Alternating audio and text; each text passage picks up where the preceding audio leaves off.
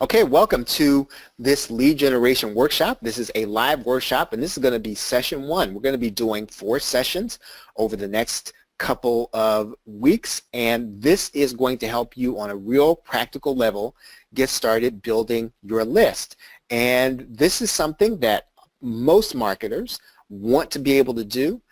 This is going to be one path to do it. This is not the only path in order to build your list, but this is one that actually works, and this is one that to some degree is going to be the easiest thing that you could do to get started. So let's talk about building your list. We're going to work through the technical aspects of lead generation. So we're going to work through building your pages. We're going to work through putting copy on the page. We're going to work through getting your autoresponder in place. So when you go back through this series, you are going to be able to go step by step through this series of videos, and you're going to be able to get a process so that you can start building your list. That's the purpose of this.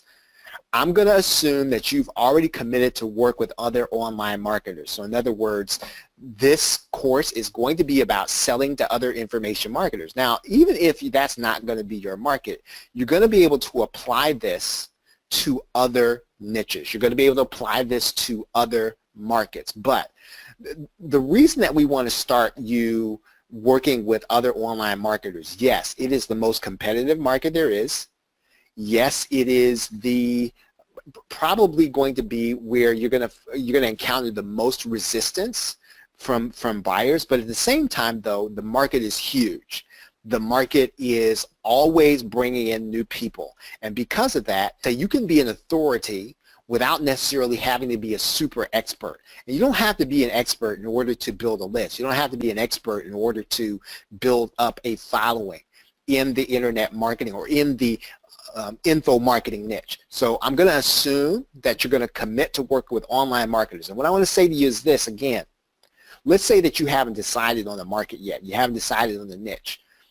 If you learn how to do list building to other internet marketers, you can transfer the skill. Does that make sense? So how many does that make sense to you? If you get what I just said, please put the number 3 in the question box. So what I'm saying to you is learn how to, it doesn't have to be your favorite niche. It doesn't have to be what you want to do, but learn how to do it here. Learn how to work with the people in Warrior Plus. Learn how to work with the people in JVZoo, because once you do that, you'll know how to set this up, either if you can go set it up for other people or you'll be able to go set it up for yourself in another market. So we're going to put together an offer for the Warrior Plus network. And the reason, again, I've said this in the past, if you haven't built a list before, if you haven't necessarily, if you don't yet have that following of people who are waiting for your product yet, Warrior Plus is a great place to start because you're going to be able to get traffic to your offer even if you don't know anybody. JVZoo is a great platform. I like the people there, but you have to have a you have to have a list already. You have to have a following already in order to make traction there.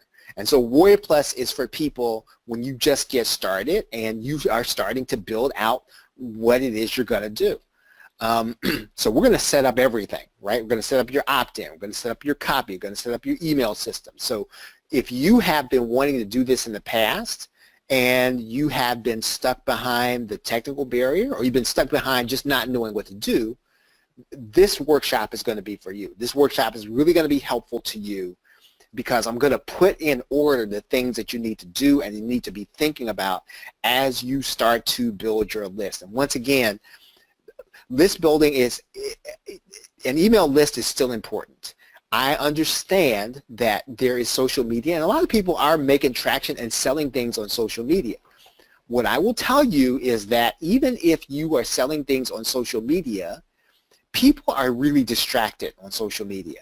And it's a hard way to go to get people so focused on you that you're going to make a lot of sales if you're just getting started, right? So again, if you can learn how to do this process, right, which is to build an email list with internet marketers who are looking to buy products in order to help them to make more money online, you will be able to take this skill and transfer it to social media, and you'll be able to transfer it to any niche. So let's talk about the order of operations. Let's talk about the order in which you need to do things. And it's going to be a little counterintuitive, just like we talked about in the other series. The first thing I'm going to suggest you do is to build marketer relationships. Now you might ask, now what does that have to do with me building my list? And it has everything to do with it, because we're going to come to a method here at the end where it's going to matter if you have those relationships in place. And you will want to at least be on a first name basis with some people in your niche. So let's say that you're going to operate in the CPA marketing niche, or you're going to operate in the freelancer niche. You want to be on a first name basis with the people who sell products to people in that niche. And that's my challenge to you, is by the time that we get through these 4 weeks, I would really like to see you be on a first name basis with some of the people in the niche that you feel most comfortable operating in. That's going to be important, because when we get to that end, there's going to be a method that you're going to need to exercise in order to do that, and you're going to need to be on a first name basis with them. How many of you have a general idea of a niche that you can operate in inside the information marketing niche? If you have one, please put the number 4 in the question box. If you have a general idea, you don't have to know everything, but you have a general idea of who you would serve, or who you would create a product for. And if you don't have one, please put the number 5 in the question box. Okay, most of the people, you have a general idea, which is good. And we'll actually talk about finding a market. We're going to talk about that in this workshop course. The next thing, as you start to build the marketer relationships, is to find out about what they sell and when they're going to sell it. And you can easily do that on a site like Munch Eye. You can easily do that inside of some of the Facebook groups that are JV related. So one thing I'm going to suggest you do, and it's going to be a little irritating because you're going to get all kinds of notifications in your social media. You'll have to learn to ignore them, and they're going to help you anyway in the long run. If there is a JV related Facebook group, and I'm going to give you a list of them, I'm also going to tell you where you can get a list of them.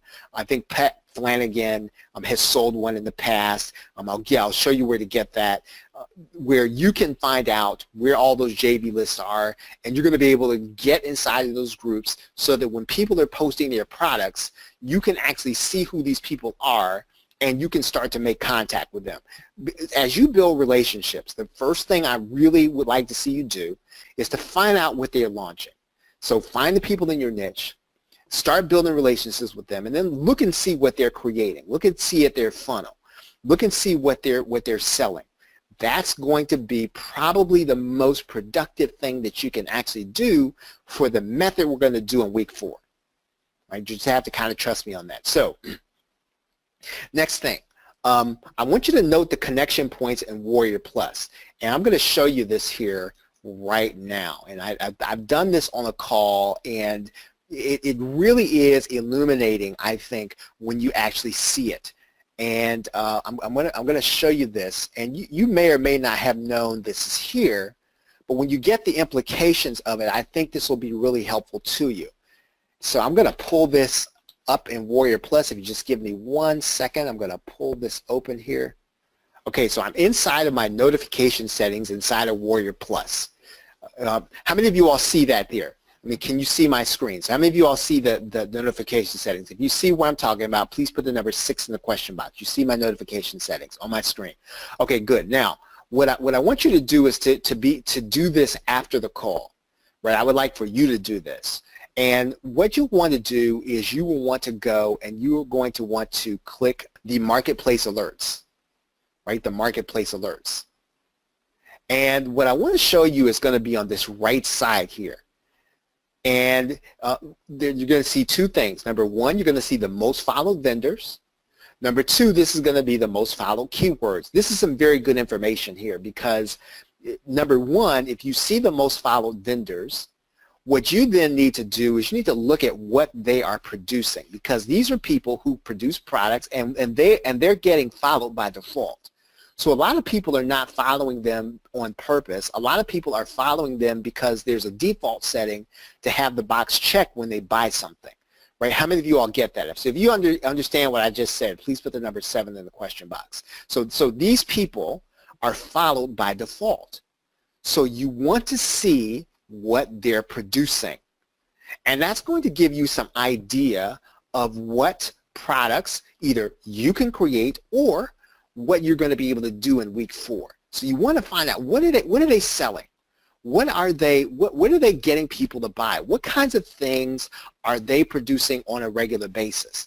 And all of these folks, you may have either purchased something from them, and then more often than not, and this is going to be kind of important, more often than not, I can see that at least three of these folks are producing free offers on the Warrior Forum, right? At least 3 of them.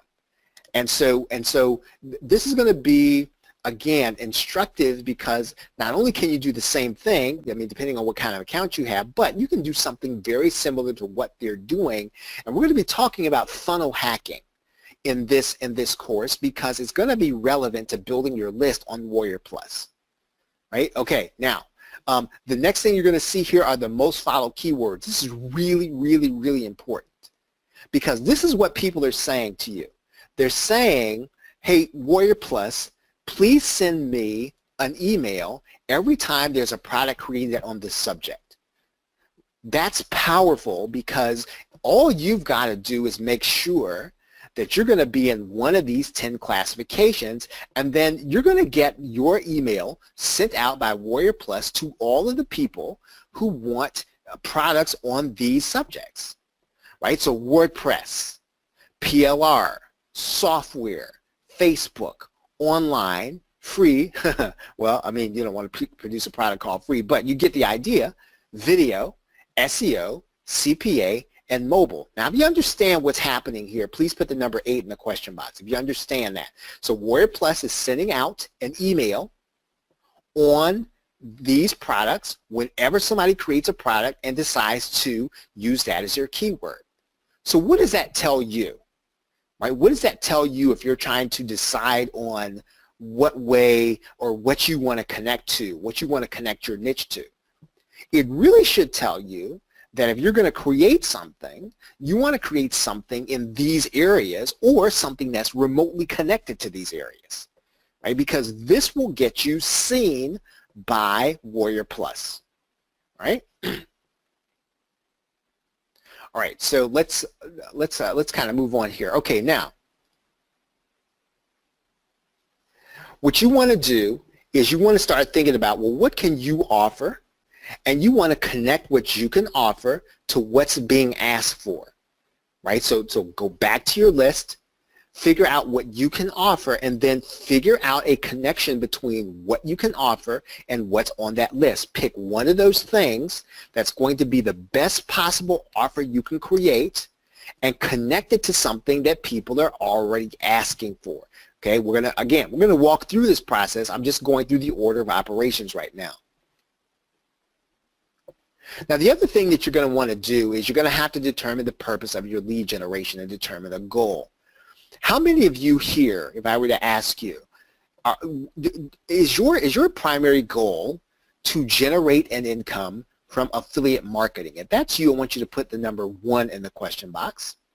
If your primary goal would be to generate an income from product creation, I want you to put a 2 in the question box because you do have to determine that at the start, right? And so this is going to determine how you're going to go about this process. Either one is going to work for you. Either one will actually work for you depending on how you do it, but you do have to determine it at the start of this process. And then determine a dollar goal, right? Determine a dollar goal. What do you want to make? Again, this will color everything that you are trying to do that we're going to be talking about in this workshop. So you do have to do that this week.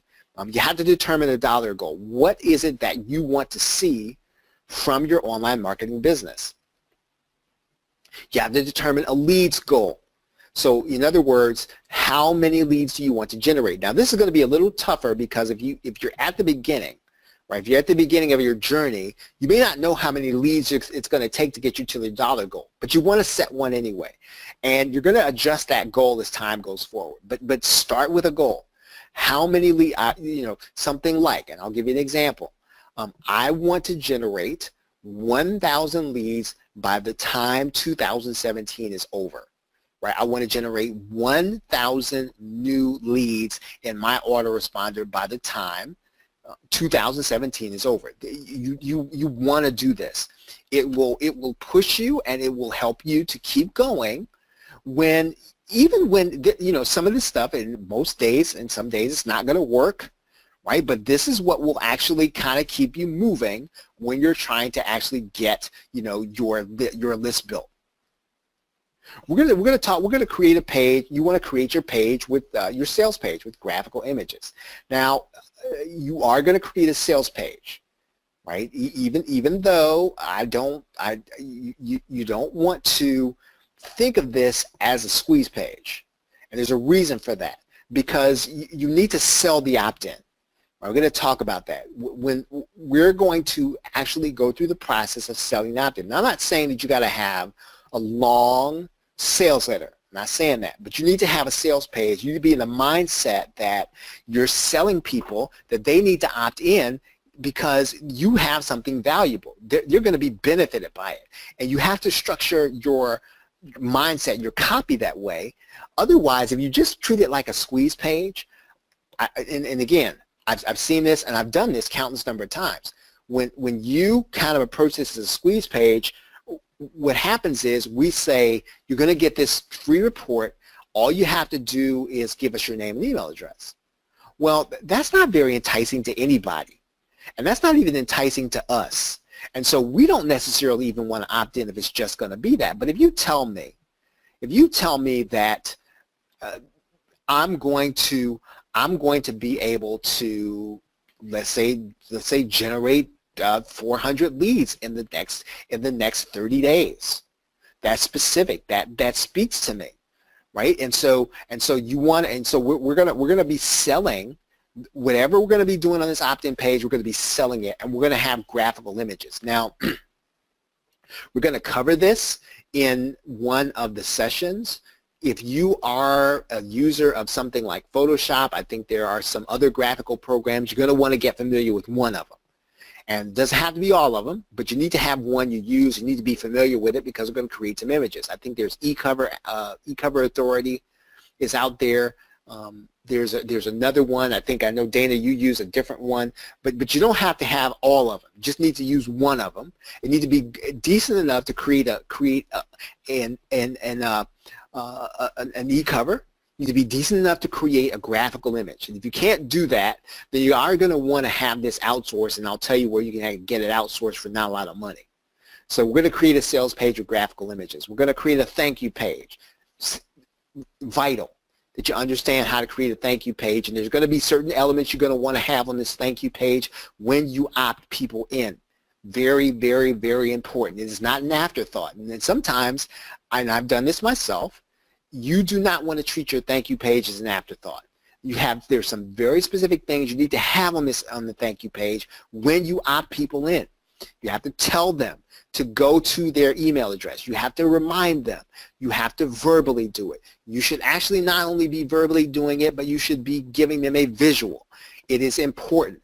You will be surprised at the number of people who have good intentions. They get distracted, and then they don't finish the process. And what you have is sometimes you will have paid for traffic, you will have gone, and you've gotten them to opt in, but they don't finish the process, so they don't become part of your list.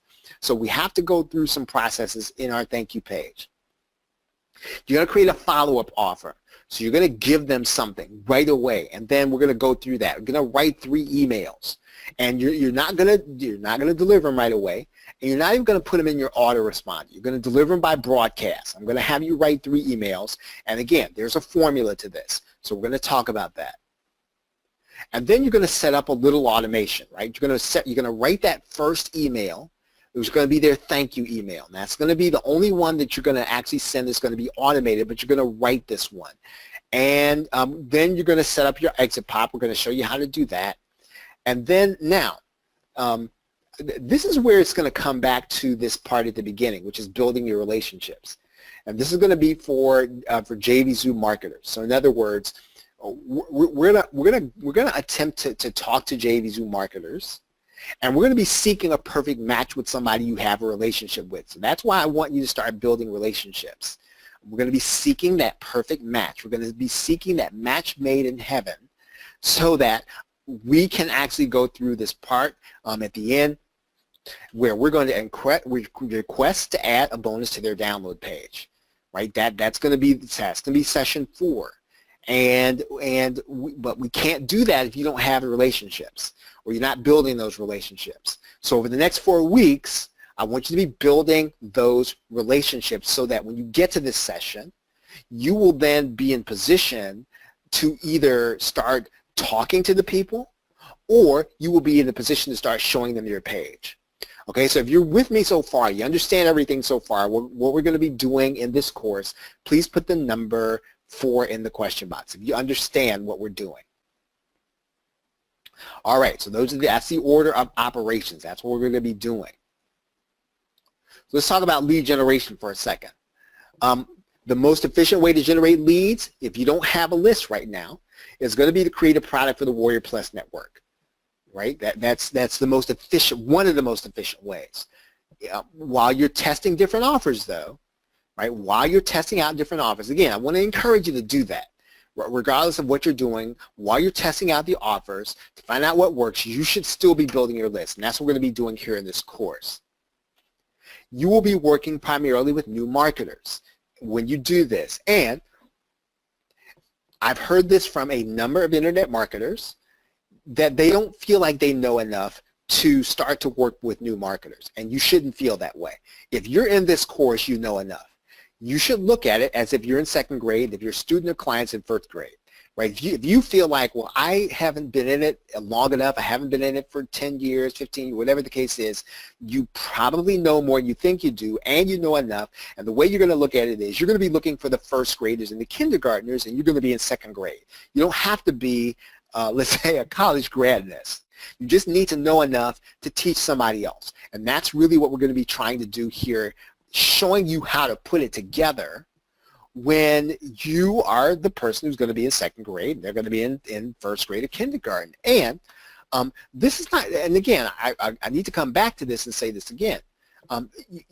This is unique to Warrior Plus. Because again, just because of the reason I just showed you, because Warrior Plus sends out that notification for anybody. Right now, JVZoo doesn't send a notification out to its entire community when a new product is created. Does everybody get that? Right, so if you get that, please put the number 9 in the question box. So in other words, once again, because Warrior Plus sends out that notification to everybody, the entire community, that's a place for you to start.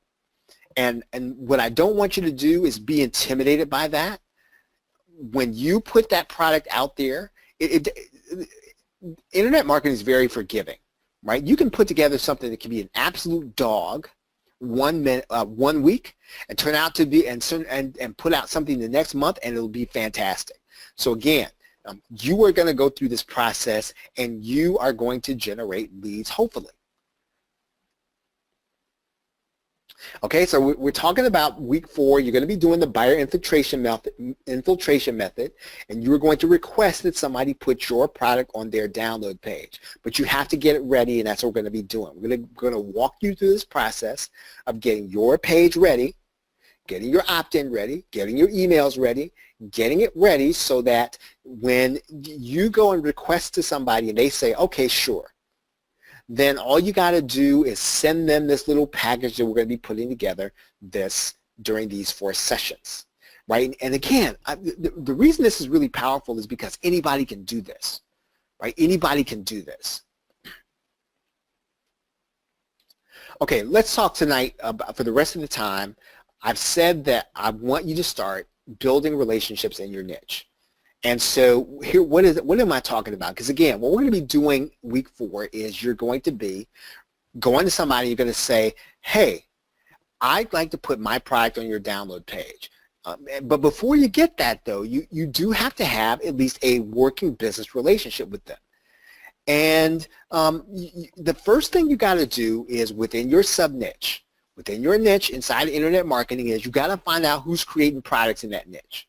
So in other words, if you're going to be inside of the PLR niche, or you're going to be inside the freelancing niche, you're going to be inside of the, I don't know, the article writing niche, you got to know who's creating products already, right? And you can find out that very easily. If you go and just do some research inside of Warrior Plus, take a look at the offers that are being sold. Let's take a look here. I'm gonna do this inside of Warrior Plus. Right? We can look at this. We can look at this list of products. Right? We can look at this list of products, and we can tell who's creating what. And so you want to go through this list and understand it. Right? You can go and take a look at the actual product. Look at what they're offering. What can you offer to somebody who buys this product? Can you offer something similar? Can you offer something better? Can you offer something for somebody who's actually thinking about using this? And so you want to go through this list from the top down. You can actually sort by launch date. You can sort by conversion rate. So in other words, take a look to see which ones are converting, right? Which ones are converting really high. And then start taking a look to find out, well, what can I offer, right? What can I offer that's going to be like this? How many of you feel comfortable you could do that? Now, if you feel comfortable you could do what I just said, go inside of Warrior Plus and see what's selling, please put the number 8 in the question box. If you feel comfortable you could do that, just what I said. Yeah, we're just going to find out what's selling. And this, tonight is the night to do that, right? Tonight is the night to do that. Write down what you could offer to somebody who buys this, or write down what you could offer that might be similar, or write down what you could, maybe a service you could provide to the people. Maybe there is a service you could offer. But again, look at the products that are being offered, write down what it is that you feel like you could do inside this marketplace. Now, within reason, and again, don't go crazy with this. There's not a reason to just go buy everything. But once you decide on a marketer that you're going to be targeting, you want to own a couple of their products. Typically on Warrior Plus, they're going to be pretty reasonable. So you want to buy a couple of them. And again, see, now you're buying these for research. You're buying these not necessarily because, you know, you have shiny object syndrome. This is for research. And you want to find out what they're offering. And what we really want to do is we want to have an established contact with these people, right? And so what I'm going to suggest you do is when that person has they typically are going to have a Facebook group, you want to get inside of their group. And again, this is not going to be everybody. This is going to be the people that you bought the products from. This is going to be the people that you're targeting. Get in their group and engage. Engage. And again, when I say engage, I don't mean that you seek to be the center of attention. You don't have to be the person that knows everything or the person that's answering every thread, because you're here to get to know the creator, right? You're not here to. Again, I understand engagement, but your desire, the reason that you're getting in the group is so you can get to know the creator, right? So just understand your purpose there, and then. If the creator doesn't engage, and a lot of times they're not in a Facebook group, so don't be intimidated by that. They're not going to engage all the time in their Facebook group. You need to take the initiative to reach out to them, right? And so and so Dana says the engagement part is the difficult part. It is, and what I will say to you is this: that typically what's happening there is. On Facebook or in social media, typically what's happening is people are auditioning, and someone is always going to be able to one-up you. And so here's what I'm going to suggest that you do. Personal relationships are just that. They're personal. And so you want to, as easily as you can, establish a personal relationship. Now again, it's not going to work with everybody. It's not going to work all the time. It's gonna be something as simple as, "Hey Charles, I just PM'd you," right? And you say that on their thread, and then when you're in their personal message, you just ask them something personal about the product, or ask them something personal about something that you're trying to do with their product, or hey, you know what, I really like this thing. There's just a few things I don't understand. I know this is not support, but if I could just understand this one thing, it would really be helpful to me. Something like that. I mean, so if the creator doesn't engage in there, then you have to engage them. I've done this, and again, you're gonna get, I'd say, turned down and ignored more than you're gonna get a positive response. So you're gonna need a little thick skin for this, but the result is gonna be worth it, because again, if someone is willing to engage with you, that's gonna be the kind of person who doesn't have to think that you're a guru. They're going to be willing to put your awesome product on their download page. That's the reason that we're doing this. How many of you all understand that? Right? So if you get the part, if you get the big picture of this, please put the number 7 in the question box. If you get the big picture, the reason why we're engaging is because eventually we're going to go to this person and we're going to say, hey, Charles, I'd really like to, I know you've got a product coming out on Facebook ads. I happen to have something that I produced on, it's a Facebook ads cheat sheet, and it's got all this stuff, and I'm wondering if I can offer that as a bonus to your customers when you do your launch, right? Some people are going to say yes, some people are going to say no, but if you don't have the relationship, if you're approaching them right at the time of launch, it's not going to happen, right? It's just not going to happen. If this is the first thing you're asking them, not going to happen, right? But if you've had some dialogue with them and they sort of know you, you sort of know them, they've helped you, you've helped them do some stuff, and then you say, hey, you know, I noticed you've got this product coming out on this subject. I've got something. I'm wondering if you'd like for me to offer this as a bonus, right? So again, the key is engaging with the product creator. I love the other people in the group, right? They're probably cool people. That's not what we're there for, right? Now, I've read this, that this is going to be one way for you to, I would say in a positive way, kind of get on somebody's radar. And let's say that the marketer is probably not going to be somebody that's going to engage with you right off the bat. One way to do that, one way to create something that's going to stand out, is for you to do a video testimonial. And the reason is because that's really going to help them. And it's going to be time that you took out of your day. It's going to be time that you took in order to do this. And it's just going to set you apart. It can't help but do that.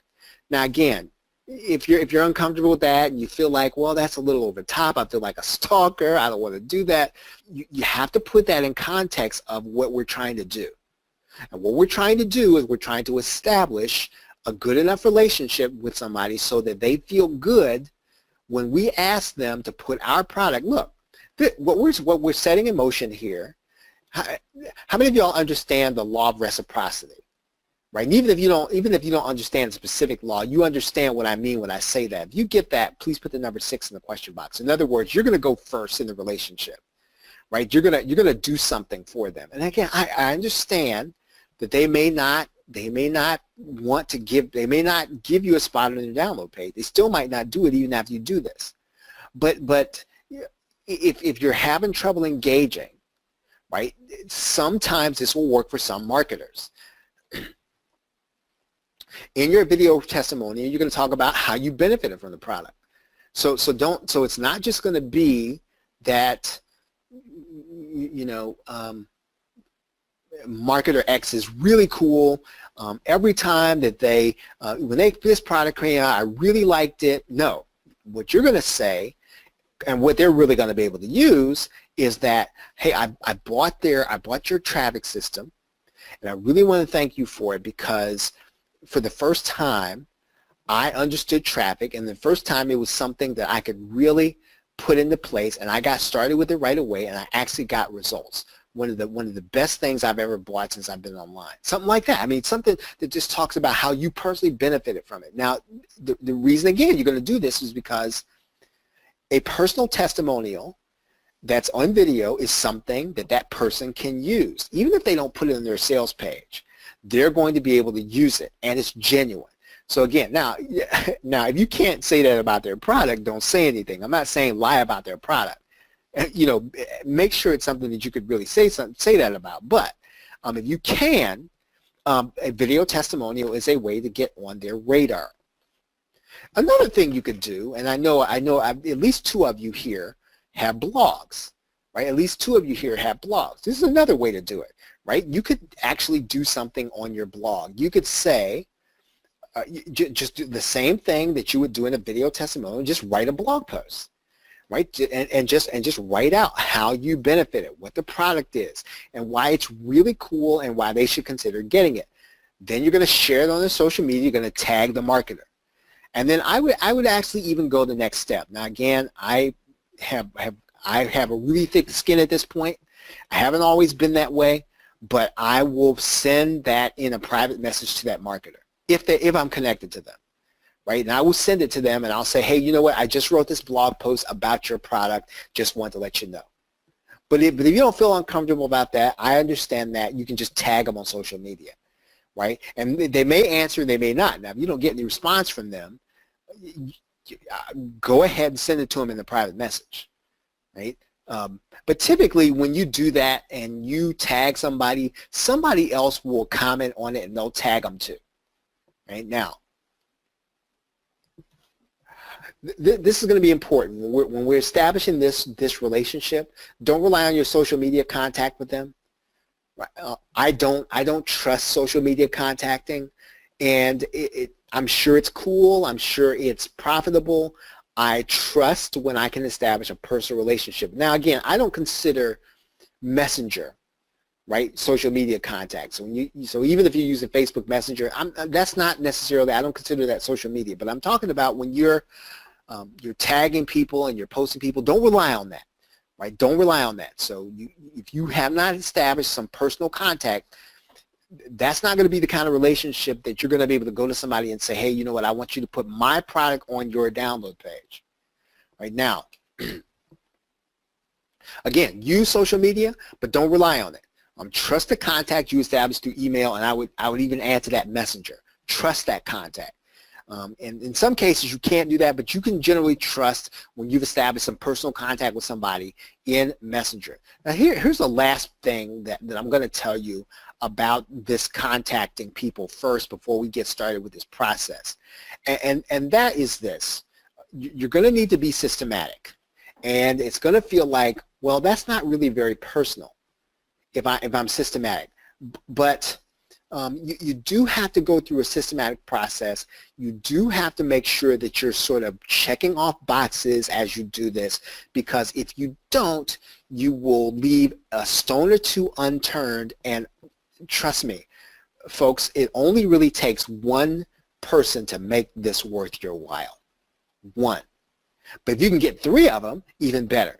And the only way to find that one person, right? The only way sometimes to find that needle in the haystack or that jewel in the crown is that you have to go through every single potential person in your niche, right? And you can't miss people. You can't skip people. You can't leave people out because maybe you don't think they're going to respond positively. This is the point. Now, this is going to be the hard part. Right? I know Dana talked about the engagement part. It's the difficult part. I honestly think this is the hard part, because this part is going to be where you're going to have to overcome any discomfort you have contacting somebody and being rejected, right? Because the likelihood is you're going to be rejected by 70% of the people are going to reject you or ignore you.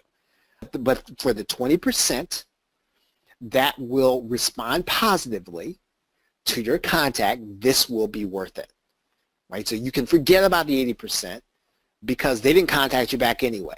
They just ignored you. But for the 20%, this is worth it. So be systematic.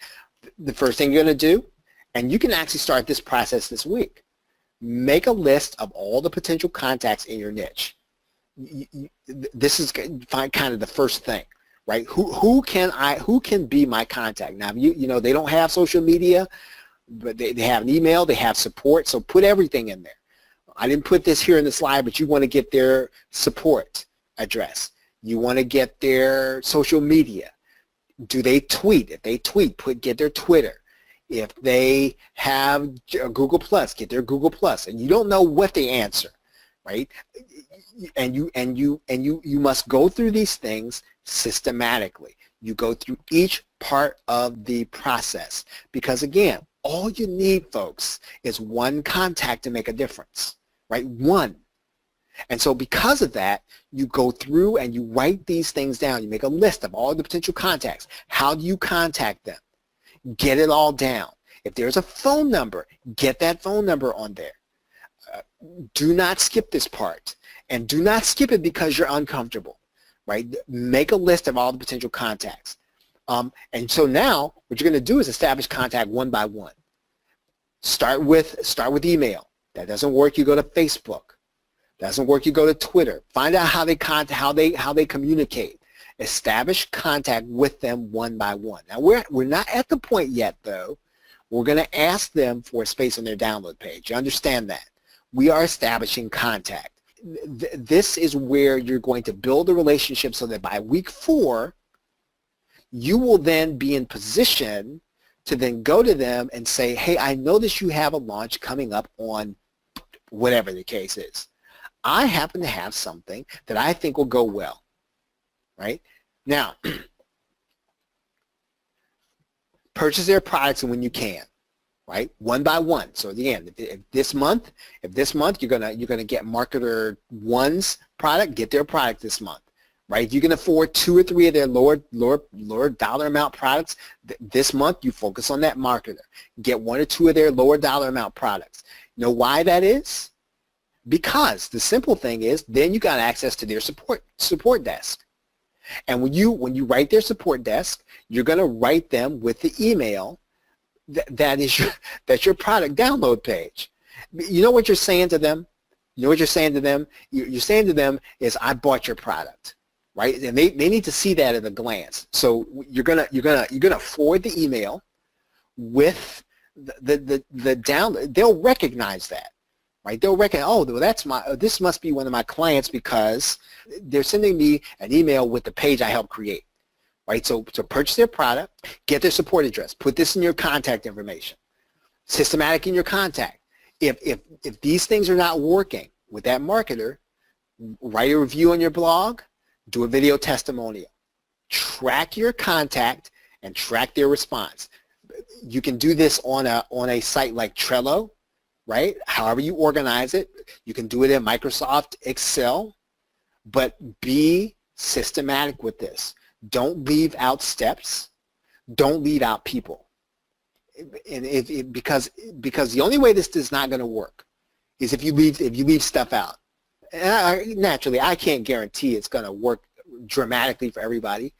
But when you have set goals and you're going to make one good contact, and you keep at this until you find the contact that's going to be willing to do this, then what's going to happen is that you will go back and do it again and again. So again, just don't skip anything in this part of the process. Now, if you understand what I mean when I say that, please put the number 5 in the question box. If you understand what I mean, that I don't want you cannot skip steps here, because this is going to be the more difficult part. It really is. Lastly, keep notes on their product offers. Keep notes on their product offers. So if they put out something this month and it doesn't sell, keep notes on it. Why? Why do I say that? Well, because when you write the email, right? When you write the email, what are you going to say? This is where you're going to say stuff to them like, hey, you know what? I know that I noticed that your last one really sold really well, right? And I noticed that your upsell did really well. Do you understand? So what you're doing is keep notes, detailed notes on their product offers as you take note of it. Study them so that when you make contact with them, now you don't want them to think you're a stalker, but at the same time though, you want them to know, hey, this person has done their homework on me. They understand what my business model is. They understand who my customers are. Does that make sense? Is everybody getting that?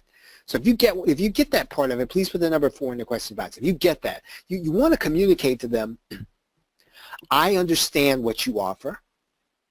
I understand your customers. I understand your products, because you're going to come to them and you're going to ask them, hey, can I put my product on your download page? And the only way that's going to work is that they got to know, if they don't know you, right? They don't know you yet, but they are going to know that you understand their product, you understand their customer, you understand what it's going to take in order to get their customer to opt in, and for you to be able to offer a fantastic bonus.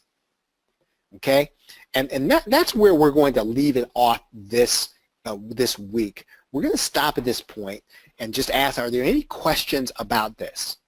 This is the first part of the list building session. I know that this is going to be this is a little unusual that we're talking about this first, but we have to talk about this because week 4, part of what we're going to do is we're going to get that download page that we create over the next 3 weeks, and we're going to go to somebody, we're going to say, hey, can I put this on your download page? Okay, any questions about that? Any questions about anything we talked about here tonight? Any questions?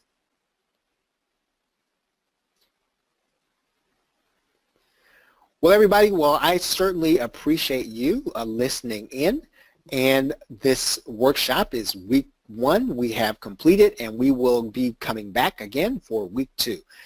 Have a great day and a pleasant tomorrow. Take care. Okay, good evening, everybody. This is week 2 of our lead generation workshop, and in this lead generation workshop, what we are doing is we are working through the technical aspects of lead generation. We're going to assume that you have committed to work with other online marketers. So even if that's not necessarily your market, you can actually take what we're going to be doing in this workshop. You can apply it to any niche. But if you are working with other online marketers, that's going to be a good thing. And if you're not really deep into your market or niche, one of the things that you want to really consider is actually almost going through the process of selling to other online marketers. And the reason is that this market is very forgiving of mistakes.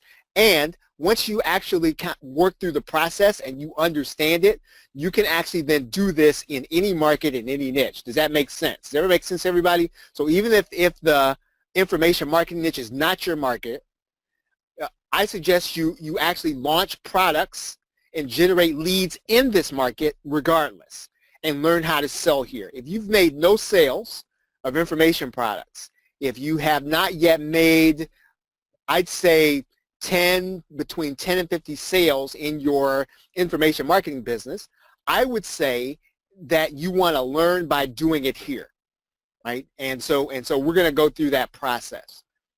We will put together an offer for the Warrior Plus Network, a lead generation offer, and we will set up your opt-in, your copy, and your email system. Right? Any questions so far? So let's move on.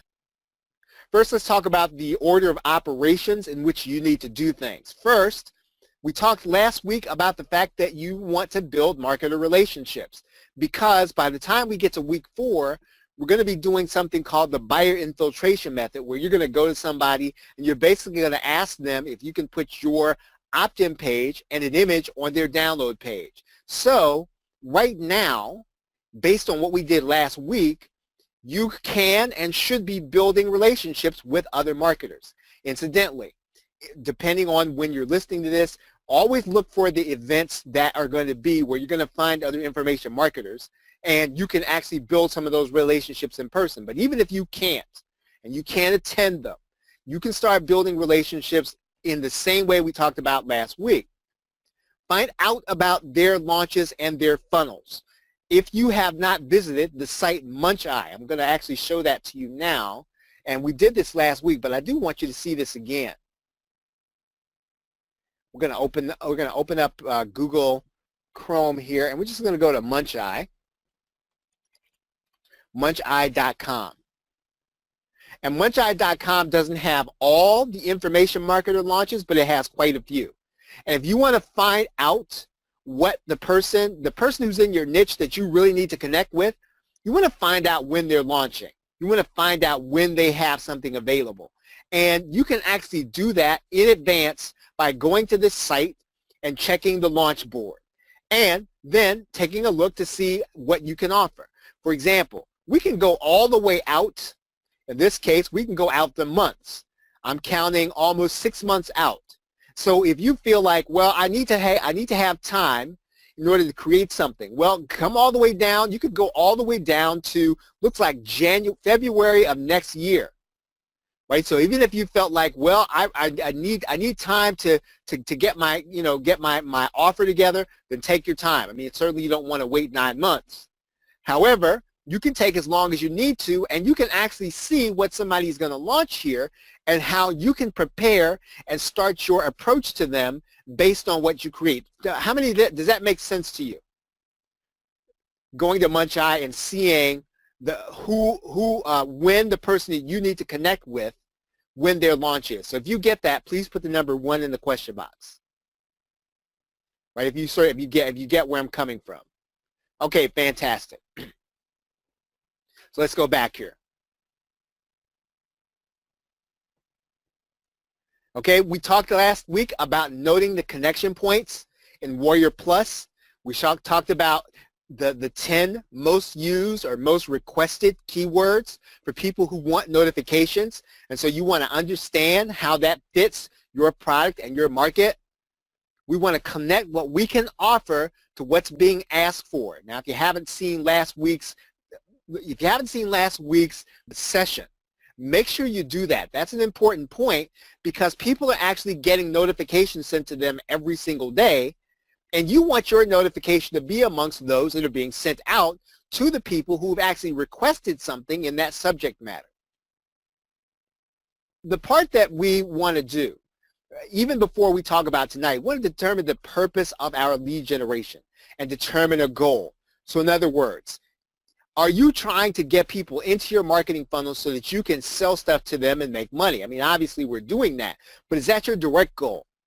Do you have a number of leads that you need or that you want? And sometimes that's going to be dictated by how many leads you know it's going to take before you can actually get something sold. But you should have a goal as to how many people you want to get to opt in. You want to adjust these numbers as time goes forward. We talked about that last week. We're gonna talk about creating a sales page with graphical images, and I'm calling this a sales page because you're trying to sell the prospect on opting in. We are creating a sales page, and don't look at it as an opt-in page because that puts your mind in the wrong frame of mind. We're selling, we are marketing, we are convincing. We are trying to be persuasive on the opt-in page. So don't just call it an opt-in page because it almost makes you think that you can kind of put anything together and as long as you have a free gift, everything's going to be okay. That's not true, right? The best opt-in pages do a good job of selling you why you need to go ahead and give up your name and email address. Okay, so we're going to create a sales page. We're going to create a thank you page. We are going to create a follow-up offer. In many cases, the follow-up offer can be some of the PLR that you're buying. So in other words, you have PLR that you've purchased on a particular subject. Let's say it's social media. Let's say it's Facebook. Let's say it's YouTube, Twitter, LinkedIn. And then you have something. You have an offer that's video related. Well, if you don't have a follow-up offer, you're not always going to have one. Sometimes if you want to make sure you've got an upsell, this is what you use your PLR to do. And we're going to be talking about that, making sure we have a follow-up offer, and then placing that inside of our funnel. Okay, we're going to make sure we get 3 emails written. In other words, we want to make sure that we have something that's going to be ready to go that at minimum tells our customer who we are and what they can expect. We're going to set up automation, and then we're going to set up an exit pop. And one of the reasons we talked a little bit about that at the beginning of the session. And then what you're doing on JVZoo, for JVZoo marketers, you want to seek a perfect match with someone you already have a relationship with. And the reason that you want to do that is because JVZoo you really do have to have a prior relationship, right? So in other words, with Warrior Plus, you and I can get traffic if we don't know anybody. If we can get our product into the right category, and we can actually launch on Warrior Plus, we are going to get traffic to that offer. It doesn't mean anybody's going to buy. It doesn't mean everybody's going to buy, but we can get people to see our offer, and we can get more than one person. We can get more than 5 people. We can get people if we pick the right topic, and people have that notification sent to them, and they open up an email, and they're going to click on our offer, and then it'll be up to us to kind of turn them into customers. Is everybody clear on that? Does that make sense? So if you get that, please put the number 2 in the question box. If you get that, right? And I'm going to move on while we do that. If you have any questions, make sure you ask this. And all this is stuff we went over last week. We're going to request to add a bonus onto their download page. So let's talk about lead generation. The best and most efficient way, one of the most efficient ways to generate leads is going to be create a product for the Warrior Plus network. And while you test different offers to find out what works, you can be building a list. So obviously, if you're gonna put something up for sale, you can already have an offer that you can place there that's going to be for opting in. And on the Warrior Plus network, the same thing about Warrior Plus is going to be true for JVZoo, going to be true for Zaxa. You want to try to, if you haven't launched before, you want to work with new marketers. You ought to expect to work with new marketers. Now, if you have something that's going to be I'd say appealing to, I guess, more seasoned and I guess experienced marketers, fantastic. You can go after them. It's difficult, though, to go after someone when you don't have a network already. However, you don't really need a network to try to reach new marketers. And you can actually reach them easily on Warrior Plus. So again, I'm going to assume that in this case, if you haven't really done much in the way of putting yourself together with somebody, that you are going to be working with new marketers on Warrior Plus. And again, now you may feel like you don't know enough, but just kind of look at yourself as being a first grader, looking at them as being in kindergarten, right? So you don't have to know everything. You don't have to be the expert yet, right? You can become the expert. You can be on the way to being an expert, and you can actually reach and sell to people, right? New marketers who may be in a grade below you. They might be in 2nd grade. You might be in 3rd or 4th grade. Okay, so again, might not necessarily work in JVZoo. We're going to be working around that in week 4. So again, we're going to work around that problem using the buyer infiltration method by getting our page on somebody else's download page. We're going to be talking all about that during week 4. That's going to be the last thing we do in this series. And of course, we talked about this last week, and this is something that you should be doing right now. And that is, you should be building relationships with existing product creators and talking and finding out about their launches. We just went over that a minute ago, and we went over it last week. So first, what we want to do tonight, let's talk first about building your opt-in page and getting graphics, right? That's really the first step. Basically, as we said before, what you're doing here is you are creating a sales page. And you're selling your customer on opting in. So what does that mean? Well, before I even get to the copy, and I want to stress this, more and more people are reading sales pages from their mobile device. So your opt-in page, I don't care if you haven't done it prior to that, or if you don't necessarily want to get a page builder, you don't like any of the ones that are out there, your page has to be mobile responsive. So you have to assume that somebody is going to first see your page on a mobile device. And so that might mean getting optimized press. It might mean getting, I don't know, what is it called, conversely, whatever the case is, doesn't really matter which one you have, but you need one that's going to make your opt-in page mobile responsive. Does that make sense? Everybody clear on that? Right? Assume that you're going to have people looking at your ad for the first time on their mobile device. So if you get that, please put the number 3 in the question box. If you get that, okay, make sure. How many of you here would you say that your opt-in page is going to be mobile responsive? If you do, put a Y in the question box. I just want to see here. Right? Okay, fantastic. So if it's not, that's something that you are going to have to work on sooner rather than later. All right, now, when we talk about an opt-in page, speed matters, right?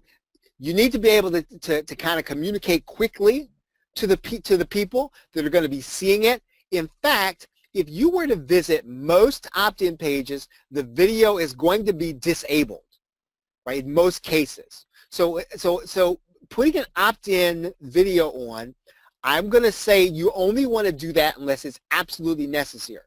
So you want to plan on making your pitch to someone, first of all, by getting the right people to the page. Second of all, by making sure your copy is at least decent enough to convince them to opt in, right? So again, don't count on video in this particular case, because you need to get people to make a split decision that, yes, I want whatever it is you're offering so badly, I will put in my name and email address right now, and I'm going to put in my real one so I'll get it. Right? Now, we're going to go through some of those things tonight to make sure that you don't get people who are going to opt in and then get your stuff and then walk away. Right? We want to make sure they don't get it to the end of the process so that they don't walk away before they actually have to opt in. Okay, here's what your page has got to have at minimum. Right? So whether you call it an opt-in page, landing page, whatever you call it, right? Where people are going to opt in, they got to have these things. Number one, you got to have a headline. The headline really needs to say something that's going to be the chief benefit, and it's like every other headline. It really should, to the best of your ability, it should grab people by the throat. It should make a big claim. It should make a bold claim. It should make some kind of claim that's going to benefit me, right? It should be a headline first. Again, it doesn't have to be great, and you have already seen headlines. You are a marketer, you're an info marketer. You know what a headline is. What I'm saying to you is that you have to take that same concept from the sales page and bring it to your opt-in page. Does that make sense? If you get that, put the number 4 in the question box. If you get that. Okay, don't assume that your product alone is going to be enough to convince somebody to opt in. You need a good, solid headline. You need to have a physical representation of what they are going to get. I'm basically talking about an e-cover, right? I'm talking about an e-cover. Let me kind of show you what everybody here has seen an e-cover, right? Everybody here has seen one. You need to have one on your opt-in page, folks. And this is, again, one of those things that's not an option. So yes, you need to have your opt-in page needs to be mobile responsive. Yes, you need to have a headline. Yes, it needs to be also with an e-cover. And however you make it. So if you can't make one at this point, I think you can have one made for $5 on Fiverr. You can do it on Photoshop, or you can do it on Usign or any of the other graphic creators. You can, but you need to have a physical representation. Are they getting a video? So if they're getting a video from you, you need to create a physical representation of the video. Are they getting an ebook from you? You need to create a physical representation of what they're going to get. Let me show you this, what I mean here. And I will, I'm just going to go to Warrior Plus here. And then I'm just going to pick an offer. I'm going to pick an offer here. Actually, I'm going to see if I can find. What you're going to notice here is that there's only one, but it is something, right? One page publishing profits. I don't know, maybe one of you have purchased this, but you do have to have this little physical representation works psychologically on the person. It lets them know that even though this is a digital product, you are going to have something tangible. It's going to make a tangible difference. And trying to do and get people to opt in without this makes it more difficult mentally for me to feel like I'm going to get something, and it's not going to be as urgent for me to opt in. So if you get that, put the number 5 in the question box.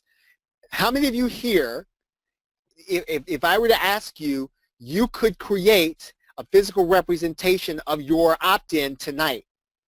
right? If that's you, put the number 6 in the question box. If you can, right, if that's you, I can create one tonight if I needed to. Okay, good. So a lot of you. That's important. That needs to go on your opt-in page. So yes, you need to have the headline.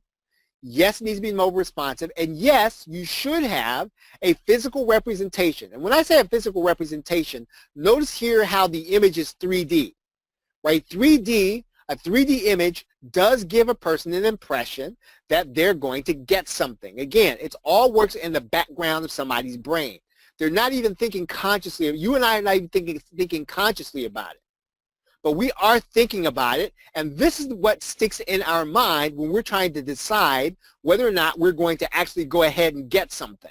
How many of you all have had the experience where you're going to buy an information product and you waited, right? You waited overnight, and then but you thought about it all that night, right? You thought about it. Well, one of the things that sticks in your mind is this 3D image. And so you want to make sure you have that on your opt-in page. Does that make sense? So if you get that, put the number 7 in the question box. If you get that part of it. So make sure you have one of those on your opt-in page. And I don't, whatever you have to do to buy the tool to create this or to buy it from Fiverr, and folks, quite honestly, you can go to Fiverr and get this done every time. If you can have a designer, get a simple tool. There's something called eCover Authority by Chad El-Jassir. There is, if you want to do Photoshop, there is, I think, what's called Cover Action Pro. If you're a Photoshop user, there is Usign. One of these, you need one of them. And because you don't want to have to wait in order to create an image to put on an opt-in page. Right? You need to be able to, when you have something that's really cool, you want to stick it on the opt-in page, you should be able to create something on demand that's fast, that you understand. Right? So if you understand Photoshop, get the thing that you can use to create an opt-in page quick, or to create an opt-in image quickly. All right, so let's move on.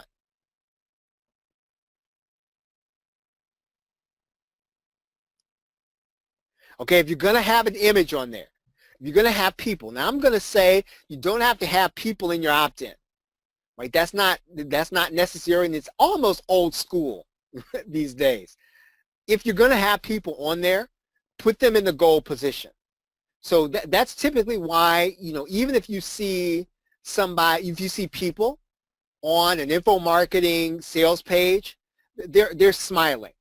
They're relaxing. That's really the idea behind, and again, I know that putting people on the beach, in lounge chairs, I know it's cheesy, but the idea is that this is where you want to be, right? And you don't have to be that, I'd say, outlandish about it.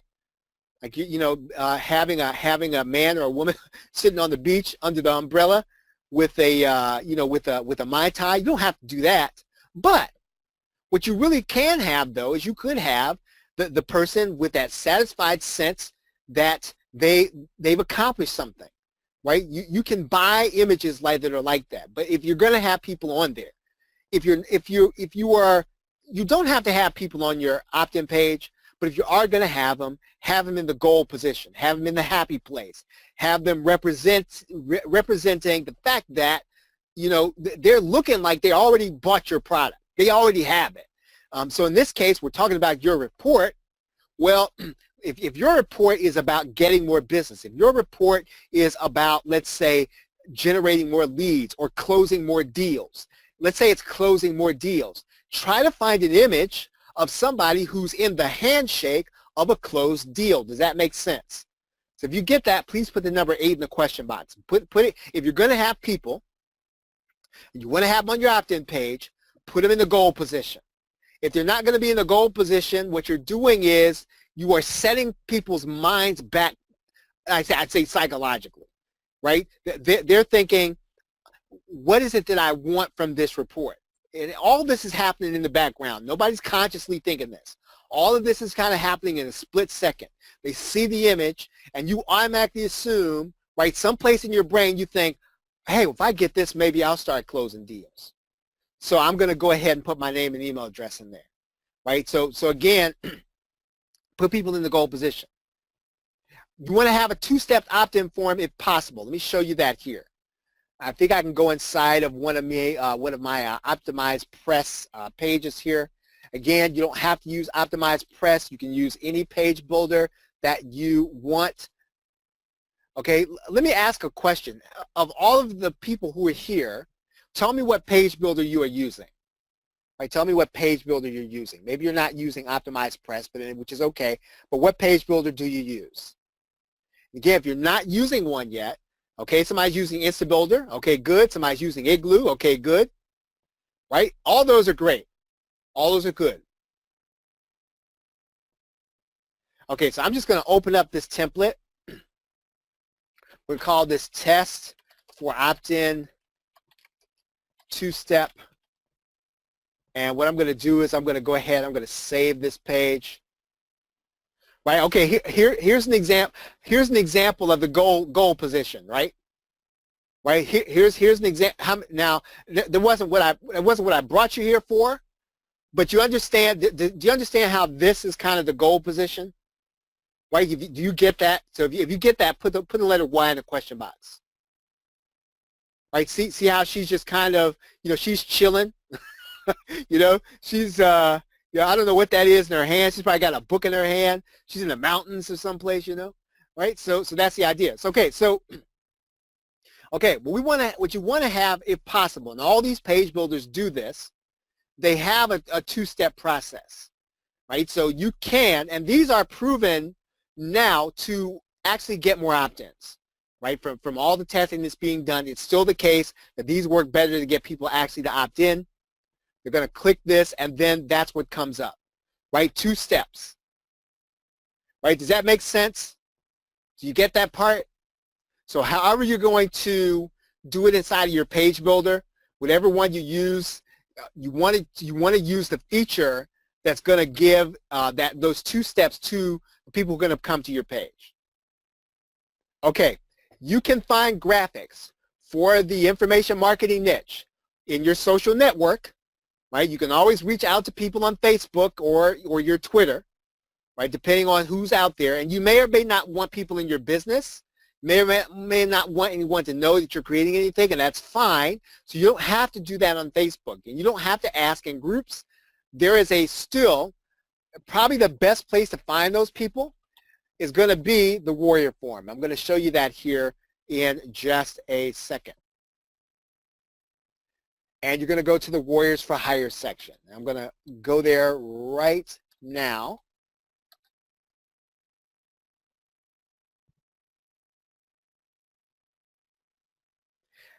How many of you are familiar with the Warrior Forum? So if you are familiar with the Warrior Forum, I want you to put the 1 in the question box, even if you don't go there a lot. How many of you all are familiar with it? And there isn't a lot of posting that goes on there anymore. I'm not suggesting that you hang out there. What I am suggesting is that when you need someone and you're looking for a service provider, if you are going to be working with the information marketing niche, the people that are here on this forum, they know how to create graphics that actually work. The people that are in this forum know how to create graphics that are going to help you convert. And so even if you don't like the forum, even if you don't like hanging out there, and I know a lot of people say don't hang out on the Warrior Forum.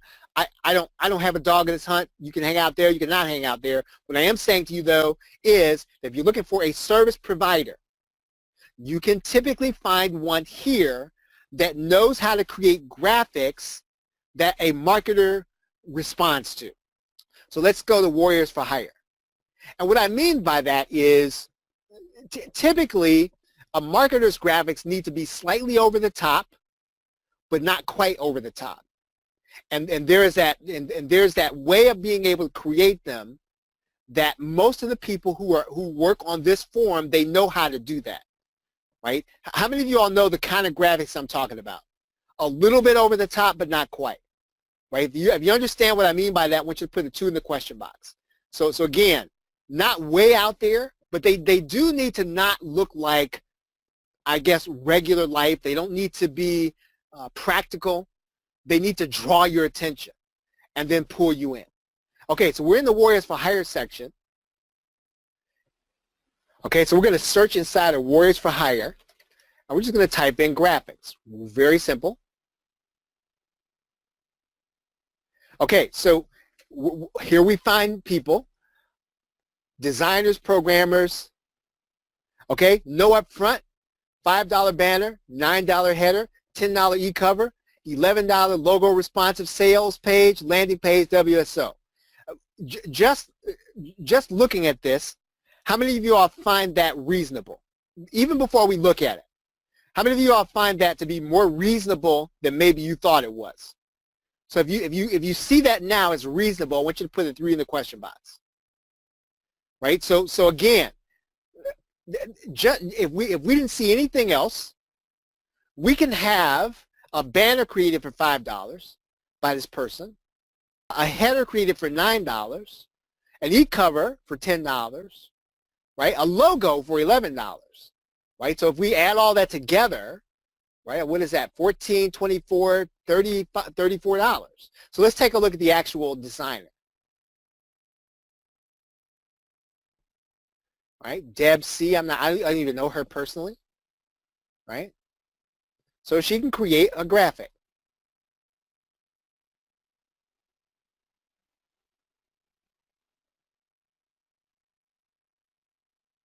Right, so typically what you're going to do is you want to just kind of scroll through the thread. I like to go all the way to the end.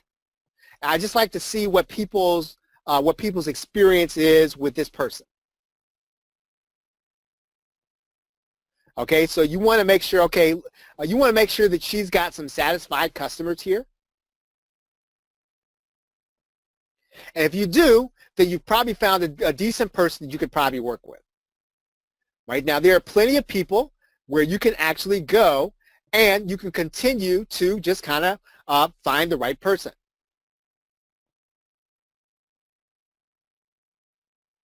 All right.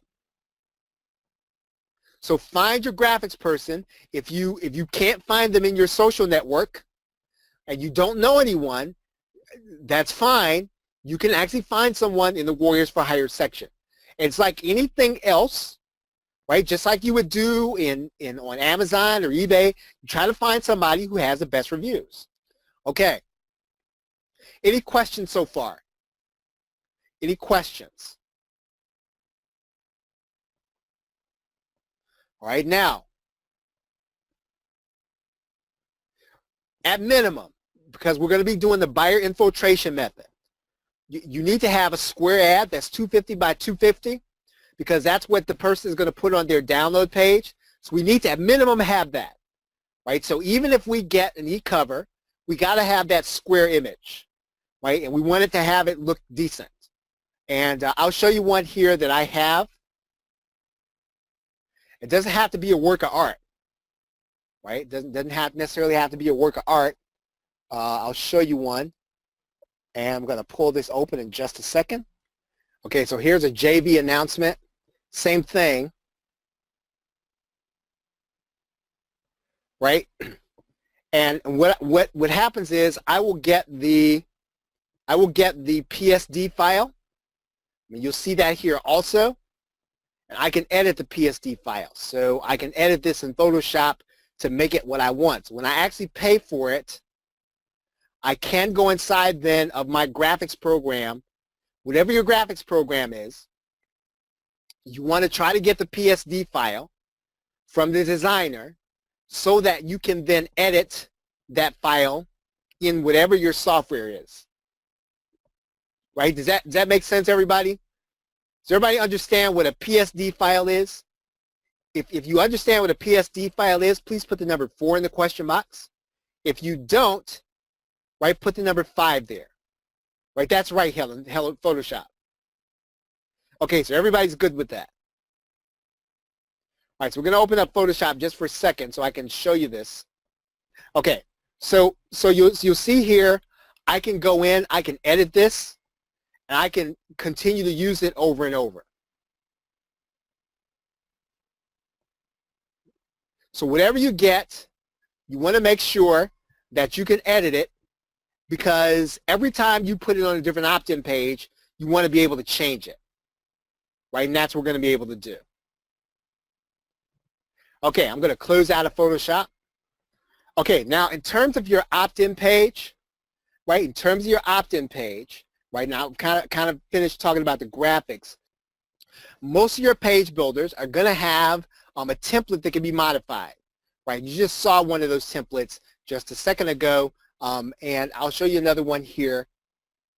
And once again, the template itself or the page builder itself is not important.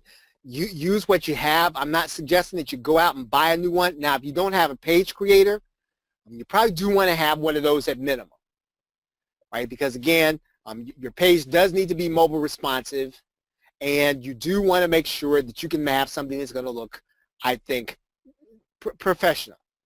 Okay, so now we can get a template like this. We're going to do it, obviously, we're going to change this image out. We're going to connect our autoresponder to this part. We're going to write this in.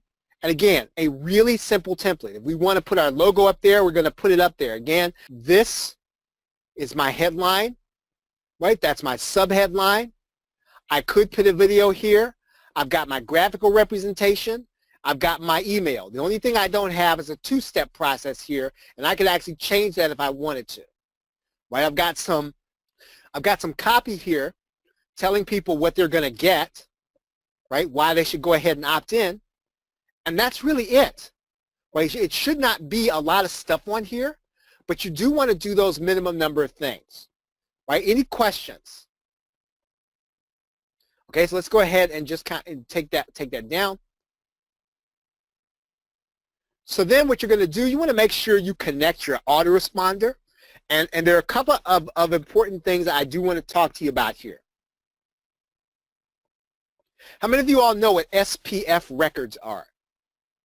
Okay, so if you know what your SPF record is, I want you to put the number 5 in the question box. If you don't, put the number 6 in the question box. Okay, so an SPF record is basically going to make it so that when your autoresponder sends an email, you want them to send it as your email address. Because if the autoresponder sends it, let's say as AWeber or as GetResponse, what's going to happen is that the spam filters will assume that this is some kind of phishing attack, right? And so they just automatically put those emails in the promotions tab. They will automatically put those emails in the spam folder. So what you and I have to do is we have to go through a process, and again, now this part's a little difficult because this is going to be peculiar to whoever is hosting your domain, right? So whoever's hosting your domain, you need to find out from them how to get your SPF records in sync. Let me show you, and it's also actually going to be individual to an autoresponder. I'm going to show you the one for AWeber. And I'm actually I will put this into the notes. I know that not everyone uses AWeber, but you're going to have to find and do the same search for your autoresponder. So I'm putting this in the message to everyone right now so that you'll see it. What you're going to have to do is you're going to have to figure out how to do it for your autoresponder. And what you'll notice here about this is that AWeber assumes you've got GoDaddy. Not everybody's going to have GoDaddy hosting, right? And what AWeber also has here is that they assume that your domain or that your site is hosted in the same place where your domain is. That's not going to be most people. And so you're going to have to do this with your hosting company, not with your domain company. Again, if your domain is not hosted in the same place where your hosting is, you need to go through this process with your hosting company and find out how to get your SPF records updated. Does that make sense? Right? So again, I'm not going to take you through the technical process of doing this. I want you to check with your host to find out what their process is. That's what I want you to do. In some cases, they will do it for you. In other cases, they will show you a tutorial on how to do it. So again, don't do the process. Check with your host as to what the process is. If you get that, put the number 7 in the question box.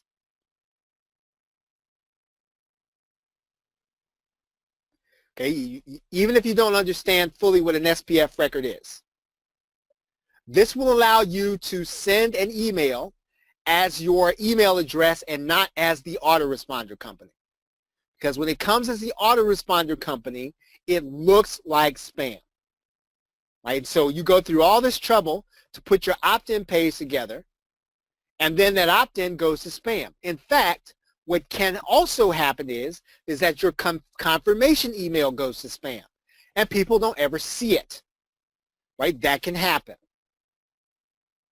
All right, so also, and I probably shouldn't have pulled my browser down, check your message with this site, mail-tester.com.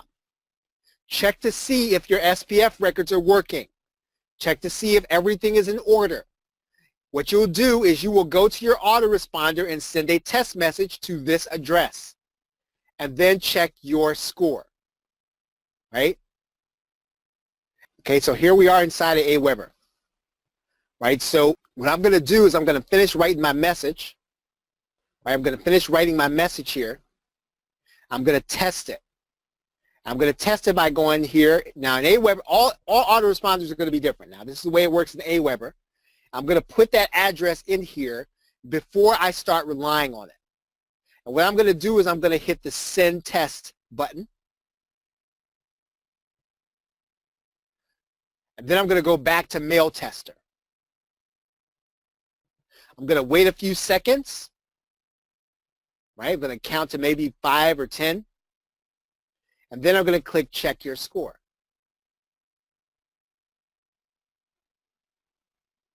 Right now, if nothing is wrong, you're going to get a 10 out of 10. That generally means that you're not in the clear yet, but it generally means you don't have any major problems. And one of the things that this is going to tell you is,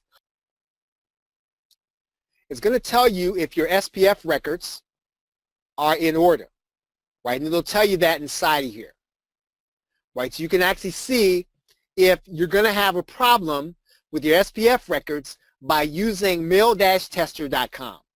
So test your messages before you consider them ready to go, right? Does that make sense? Okay, so Helen says, that explains some things. My domain was from GoDaddy and my hosting is right. No, that's right. So if you have in 2 different places, you have to do it with your host. Your confirmation, your subject line should not be spammy, right? It should not be spammy. And I'm actually going to go back to Aweber to show you this now. And I'm just going to save this form. I'm going to go to step 2. And we're going to go to step 3. What I want to do here is I want to go to the list, to the confirmation. Okay, so the confirmation here, what you're going to notice here, now Aweber does this a little differently than some of the other companies. Every company does this, and you're going to have to find out. One of the things that you don't want to do, and this is something that if you don't pay attention to it, you'll just leave it as a default, and you can't assume that the default is right. Right? Aweber has this in the default, and this afternoon I spent about half an hour on the phone, and even though this is the default message, they don't suggest you use the default message, right? So they suggest you change it, and I suggest you change it also.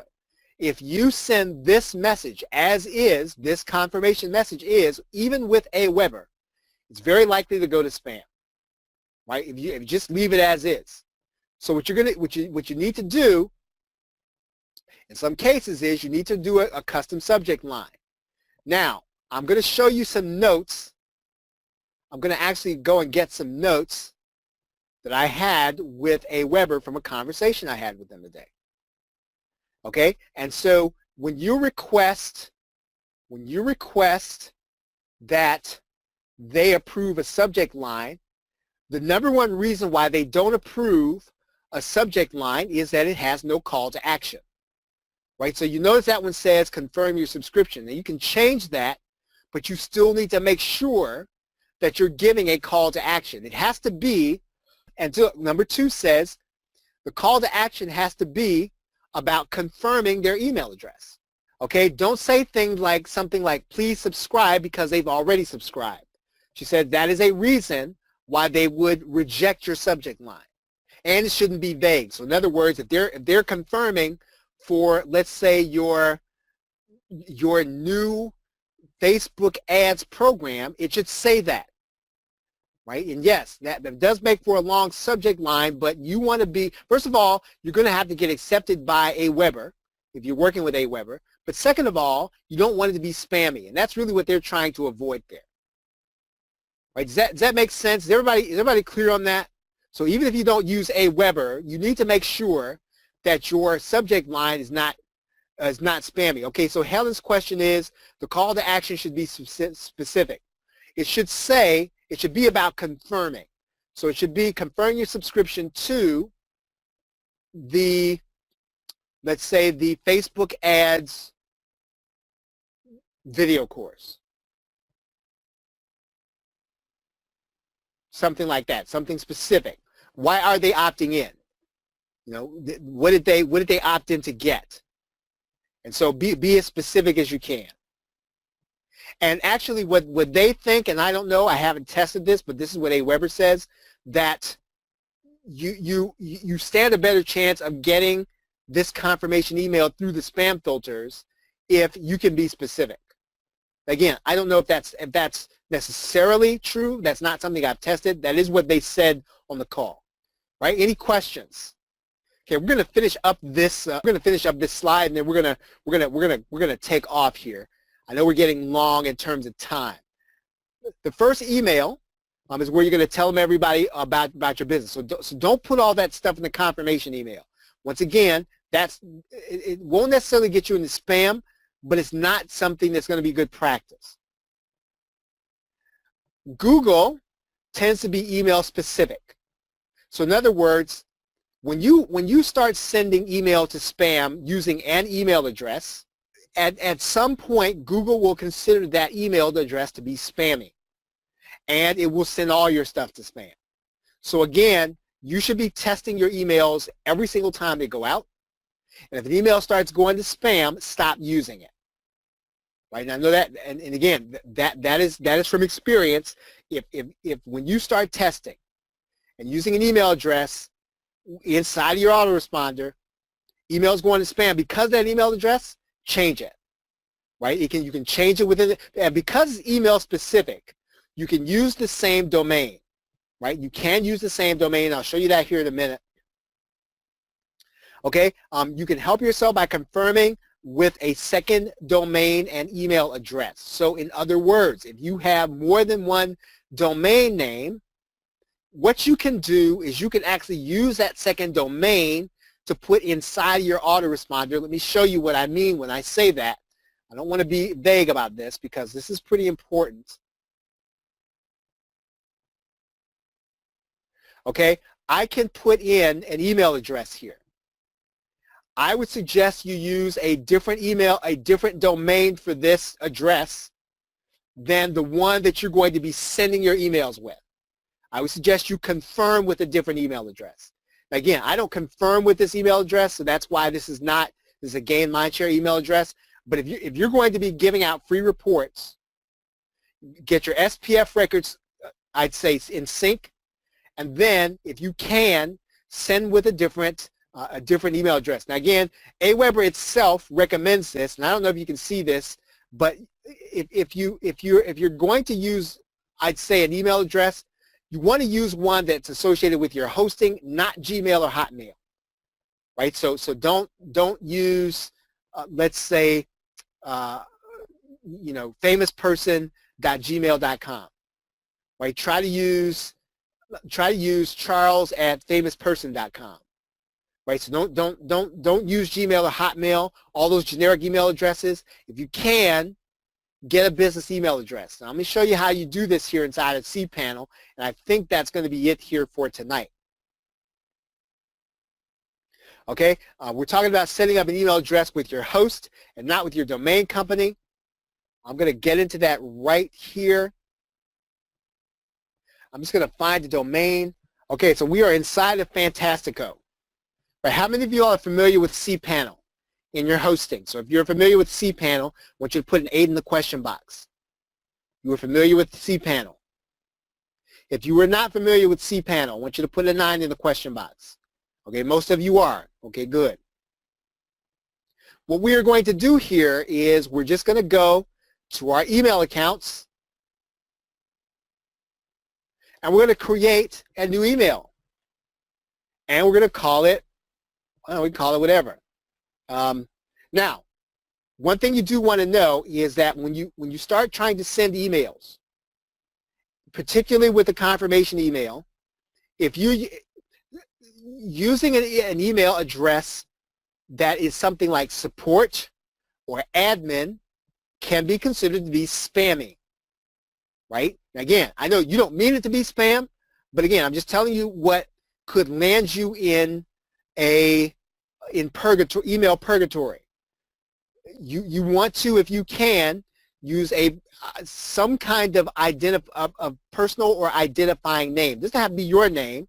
It can be james@yourdomain.com instead of admin@yourdomain.com or support@yourdomain.com. Does that make sense?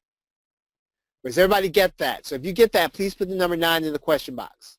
So I'm going to go ahead and create this email address. I'm going to call it James. I'm going to give it a password, and I'm going to create it doesn't match. All right, I'm going to create an account. Okay, my email address is created. Right, very easy. That means now you have use of an email address. And this is the kind of email address you really do want to use if you're going to be doing this inside of an autoresponder, particularly one like Aweber or GetResponse. Right? Any questions? We're going to stop at this point, and we're going to pick it up next week. Does anyone have any questions? Okay, does anyone find is this helpful? Is this helpful to you?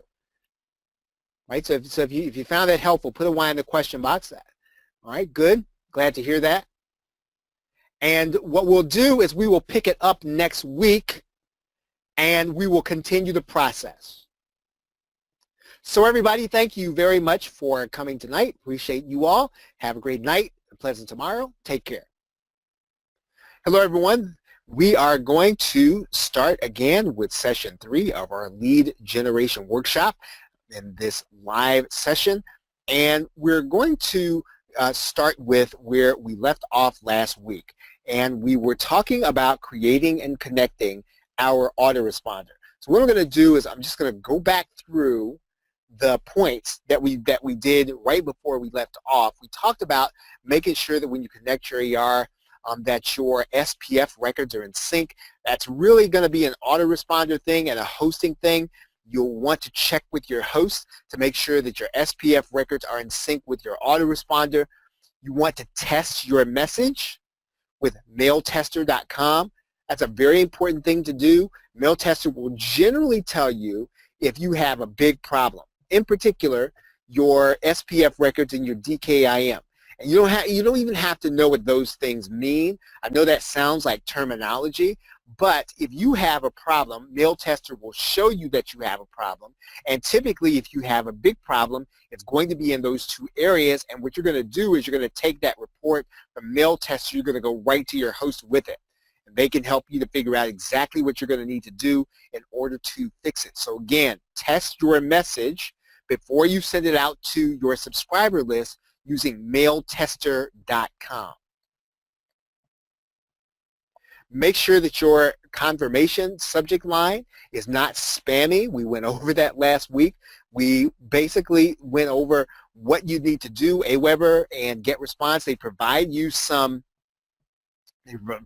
with some verbiage that you can actually use. I would say in general, you want to use the default settings. You just don't want to put in your list name. You want to make sure it looks like natural language. So again, make sure your confirmation subject line, even your confirmation email, is not spammy. We talked about that last week. Now, when you have a confirmation email, there's a difference between the email that your customer is going to confirm with, when you just tell them, hey, confirm your subscription, and then your first email, which we will talk about tonight. The first email is where you're going to tell them everything about you and your business. You are not going to tell them about that in the confirmation email. The point of the confirmation email is that they need to see something that says, hey, I got this thing before and now I need to confirm so that I can get what I opted in for. So the first email is where you tell them everything about your business, not the confirmation email. Google tends to be email specific, and what I mean by that is that the emails that go to Gmail in particular through your autoresponder, you can ruin an email using the same email and having that email go to spam. Be careful then about using an email inside your confirmation emails. In fact, if you can use a different email, if you can use a different domain, sometimes that will help you when you start sending emails from a particular email address and domain. And you can, if you can set up a different domain, get the SPF records in sync, get the DKIM in sync, and then use that for your autoresponder, you will not be in danger of actually seeing an email go to spam when you're using your actual sending address. Right? And Google tends to be email specific, so you can actually send different emails from the same domain and not ruin the reputation of that domain. And again, I think I just talked about this. You can help yourself by confirming with a second domain and email address. Right? We went over that a little bit last week, and I think that's it for connecting your autoresponder. Any questions? Okay, there's one more thing. You're going to set up your email address with your host and now with your domain company. We did go over that last week. I showed you how to do that. If you missed that, where you set up your own email address, make sure you go through session 2. Now, what we're going to do this week is we're going to create a thank you page. We're going to create a thank you page, and that's going to be different from the page in which we deliver our actual content. And I'll show you that here in a minute. Now, with the thank you page, you can put an offer on your thank you page. Right? You can put an offer on there. There's nothing wrong with that. In fact, it's actually pretty smart. Now, I don't actually do that all the time, in particular when I know I really want somebody to confirm, but there are cases where you want to make sure that person sees an offer right away. And you can actually do that inside of your thank you page. I'll show you that. What you want to do here is, if you don't have a lot of offers that you've created, you should have your PLR offers installed. And I suggest that you don't do a lot of sending people to your affiliate links on your thank you page. Again, you're trying to build your own business, so don't be quick to send people to an offer that other people have. And I know that you feel like, well, that offer is probably already converting. I don't know if mine converts. I don't know if this PLR offer converts, but still, you want to try to send people to your own domain and to your own offers, because you want to get people used to not only just clicking your links, but then kind of understanding your perspective, understanding your content. So again, get your PLR offers hosted, and then when you start getting people to opt in on your thank you page, you want to have people seeing those offers. Right? And if you don't have one of your own, use your PLR. Now, the thank you page should basically tell your prospects to go and check your email. So your prospect comes to your site, they opt in, and then they're going to see the thank you page. They should see the thank you page right away. This thank you page has one function, right? Even if you put an offer on there, even if you choose to put an offer on there, this page has one function. You got to get those people onto your list. The only way you're going to get them onto your list is you are going to have to tell them on this page, hey, go and check your email, confirm so you can get your stuff, right? Because people are distracted and they will forget. And you need to tell them that on the thank you page. Now, again, one of the things that you will have probably recognized, Aweber already has one in place. Right? You can definitely use Aweber. So when you opt into an Aweber list, they will send you to the Aweber thank you page, and it'll tell them, right, in order to confirm, you'll need to go to your inbox and confirm. How many of you all have seen that with Aweber, where you get an audio message from Aweber? Right, so if you've seen that, put the number 1 in the question box. You get the audio message and it says, hey, in order to get this, go ahead and opt in. Again, you can create the very same thing. You don't have to have an audio message. You create the same kind of thank you page. You can actually put an offer on yours, but you got to have one, right? And you got to tell people, hey, go to your inbox and confirm. Now, this is something that, if you're going to do an offer, something that you want to just be aware of.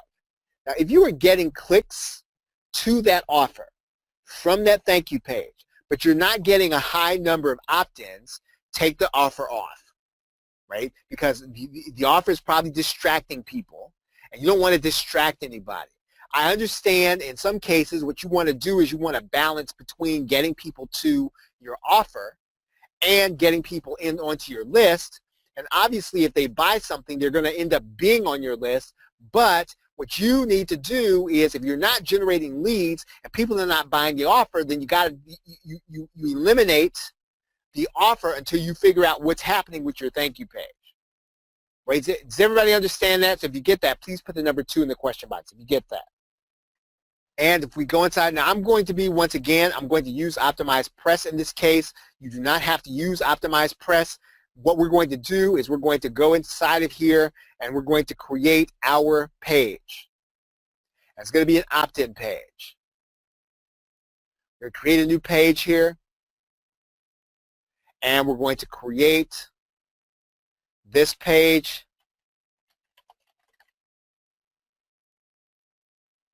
Which is an opt-in page. Again, now this is obviously not going to be a real template, but I'm only doing this so that you can see the thank you page. We're not going to edit this page all the way, but what we're going to do first is we're going to click this link, which is your opt-in content. Now what I'm going to do is I'm going to set up this opt-in content from GetResponse.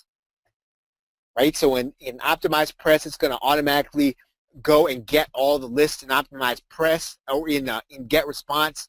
Depending on what your autoresponder is, you should be able to do this inside of any page builder. Now, one of the things you see right up front is that this opt-in box is looking for your thank you page URL. Does everybody see that? So if you see the thank you page, the space for the thank you page URL, please put the number 3 in the question box. If you see the thank you page URL, the space for it. And what we need to do is we need to go and create it, right? So we're going to come back. I'm going to create a brand new page. And what I'm going to do is I'm going to create this page. And I'm going to come to just one of the thank you pages. And this is personally the one that I like most because it is simple. I'm going to name that page Thank You for Signing Up. This is the simplest page, and you want to keep it simple. If you want to do a video, you can, but I just like to say, confirm your subscription now for your whatever. We can change this for whatever the giveaway is to creating your first landing page in 5 minutes or less. Your free guide to doing what? Now, what you should say is your free guide to getting some kind of benefit, right? So in other words, in this case, they're going to get a free guide to creating their first landing page in 5 minutes or less. What's the benefit? Doing it fast. Right? The benefit is not only am I going to do it once I get this free guide, I'm actually going to be able to do it fast. Now again, I'm not doing strategy in this session, but you do want to make sure you have a headline here that makes people want to click. And if you want to, you can just follow this pattern. Right? Follow this pattern. Confirm your subscription now for a free guide to doing something very fast. Right? Does everybody understand that? So if you get that, please put the number 4 in the question box if you get that. And the only other thing that's going to be on this page is please check your email for our confirmation email with the subject line response required. That's all that this page does. Now, what you'll see down here at the bottom of this template, right, you don't have to have this. I'm going to say this is optional for the thank you page. This is optional, right? In fact, once you've seen that, you can actually replace this with some kind of offer. So let's say that what you decided to do was you decided to say something like, get our most, let's say our most admired product. And again, you think about that a little bit. We're not doing an extensive thinking job, but okay, get our most admired product. I would then go and get the image. I go and get an image.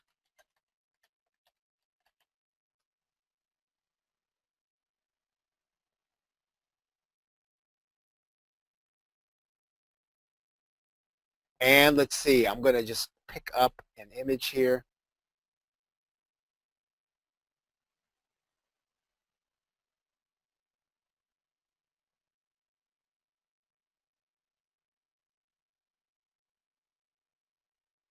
Okay, so now what I'm going to do is I'm going to write a little caption in here. I'm going to write a call to action caption, basically. And let's see, what is that about? Increase your affiliate commissions.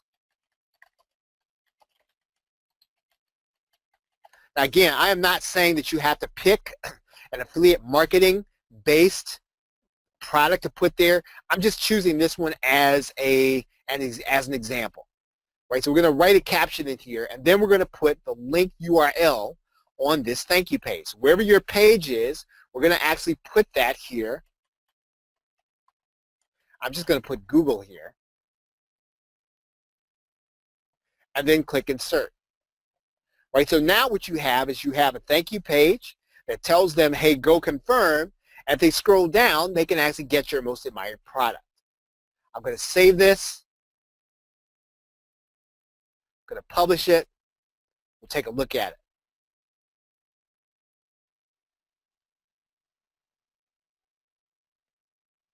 Okay, so really, all I want them to do is to check their email. I want that to be front and center.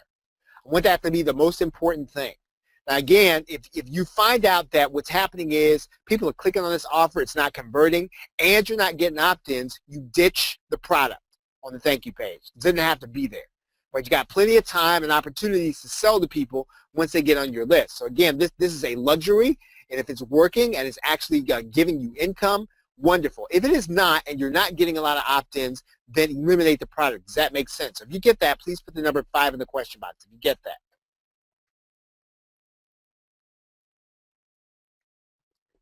Okay, so again, that's all that page is going to say.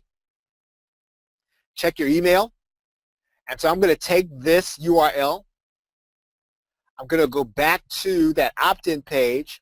I'm going to put that thank you page URL in this space. Now I don't do anything with this already subscribed page URL. You can redirect people if you like. I don't do anything with that. I'm just going to click insert. Now here's what's going to happen. So the person is going to opt in, and then they're going to come to the thank you page. So let's see how this actually works. Right, so let's publish this page. Let's view the public link. And then let's put our name and email address in here.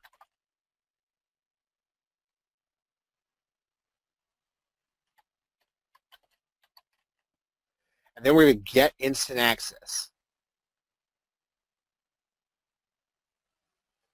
Now, does everybody see what happened there? This is where we want our thank you page to show up.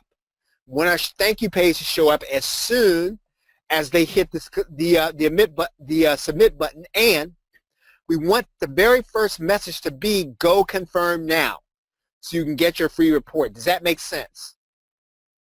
Again, the product here that they're putting on this thank you page is secondary. It is not the most important thing. And the most important thing is that your list is building and your list is growing. You don't have to have a product on here. Right? We just chose to put one on there. Right? Any questions about that? Any questions?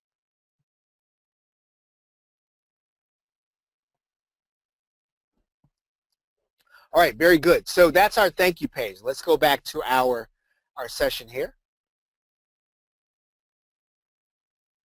The next thing we're going to do is we're going to create the delivery page. Now this page can also have an offer. I'm going to actually show you my delivery page that I personally have. I'm going to show you a delivery page, and I'm going to come off. Screen here, and I'll pick an old one here. And it'll be 1 second. I'm just going to pick a page here that is a download page.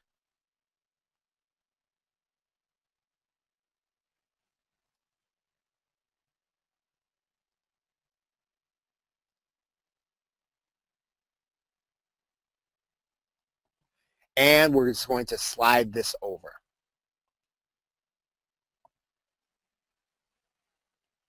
Okay, so here is a thank you page. So everybody see that? And all I'm doing here is I'm delivering the content. Now there are a couple of things about this that we are going to talk about here, and let's go through this, and then I'll come back to the delivery page. Now I don't personally do this, but in most cases it's going to be appropriate. It should have your contact and or your social media pages on there, right? Especially if you have a social media account in which you want people to connect to. Now you don't have to do this. It is going to be something that, again, it's only if you're active on social media. And the reason I don't is because I'm not active on social media. Right now, if you are active running a page, if you are active as an individual, if you are active in your business on social media, then you will want to make sure that on that delivery page, people get your contact and or social media pages at a glance, right? At a glance. Now again, you want to make sure you deliver what you promised them up front. Do not make the prospect hunt for what it is that they opted in for. Let's take a look here. Again, I want to make it as easy as I can for the person who opted in. I want to make it as easy as I can for them to find what they opted in for. Right, so they've got that there, right? So their videos, audios, graphics, and this is probably what I promised them. So they can actually go and get this information just by having come to this page. So that makes sense. Everybody getting this, please put the number 6 in the question box. Okay, don't make your prospect hunt for it. Again, what you're doing is you're establishing a trust right now. And so if you make them hunt for it, then you will dissipate trust. So you want to make sure they opted in. They see this as soon as they actually get the email with it. Now I'm going to actually talk about when they're going to get this email here in a minute. Okay, now this delivery page, you've got 2 options, right? You've got 2 options to deliver the content. You can actually deliver it at the point of confirmation, or you can deliver it in your email. Either way, you actually have the person then confirmed on your list. What you can do, though, is I personally like to send an email. I like to send an email with something in it, well, definitely with a link in there. And I like to do that because I want people to be used to getting email from me. And you should be wanting people to do the same thing.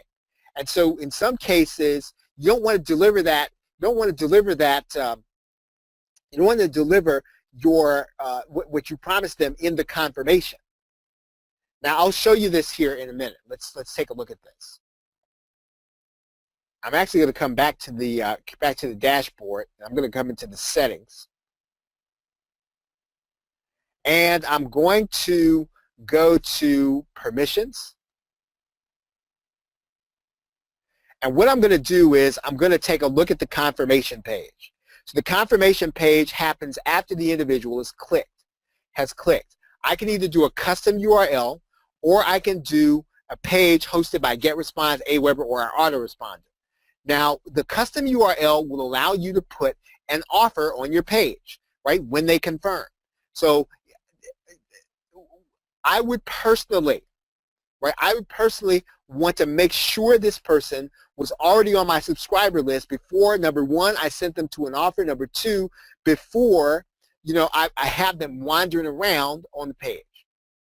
Right, so the only thing I want them to see when they confirm is something like what GetResponse does or Aweber does. Some people feel like this is a waste. I do not feel it like it's a waste. It's a matter of trust, right? I want them to see, okay, I have a legitimate autoresponder, and I want them to subscribe. That is all that I want them to do, and I now have them on my subscriber list. Everybody understand that? That's all I want from that page. I don't want to put a bunch of offers on that page when they confirm. I am going to send them offers, right? Because I've already done the freebie, but I don't want to do it here. Again, now this is a style issue though. And if you decide that what you want to do is you want them to click the confirm link and then see an offer, you can do that, right? Your custom URL should then be your delivery page, and then people will actually see an offer there. But I want to make sure they're on my list already. Right? Okay, now this is something that you do want to do. You want to make sure you ask nicely your prospect to whitelist your email, right? So they get it. Make sure to ask them to whitelist your email. Once again, very important if you can do it, right? And again, it's just a very simple line. Now give them a reason. Typically, one of the reasons that you want to give them is you're going to be giving them something else, and they're not going to get it if they don't whitelist it. So in other words, if you're going to ask me to whitelist you for my email, what am I going to ask you? I'm going to ask you what's in it for me. So, and again, I'm not going to literally say that, but that's what's going on in my brain, and you have to then go and you have to give me a reason to want to whitelist you. Make sure you whitelist me so that you do not miss my 10 steps to PLR success, whatever yours is, whatever you're delivering. Make sure that you ask people to whitelist so they can get something, not just whitelist me because I'm cool, not just whitelist me because you're nice. Whitelist me because I've got something for you in the next email. Does that make sense? So if you get that, please put the number 7 in the question box if you get that. Okay.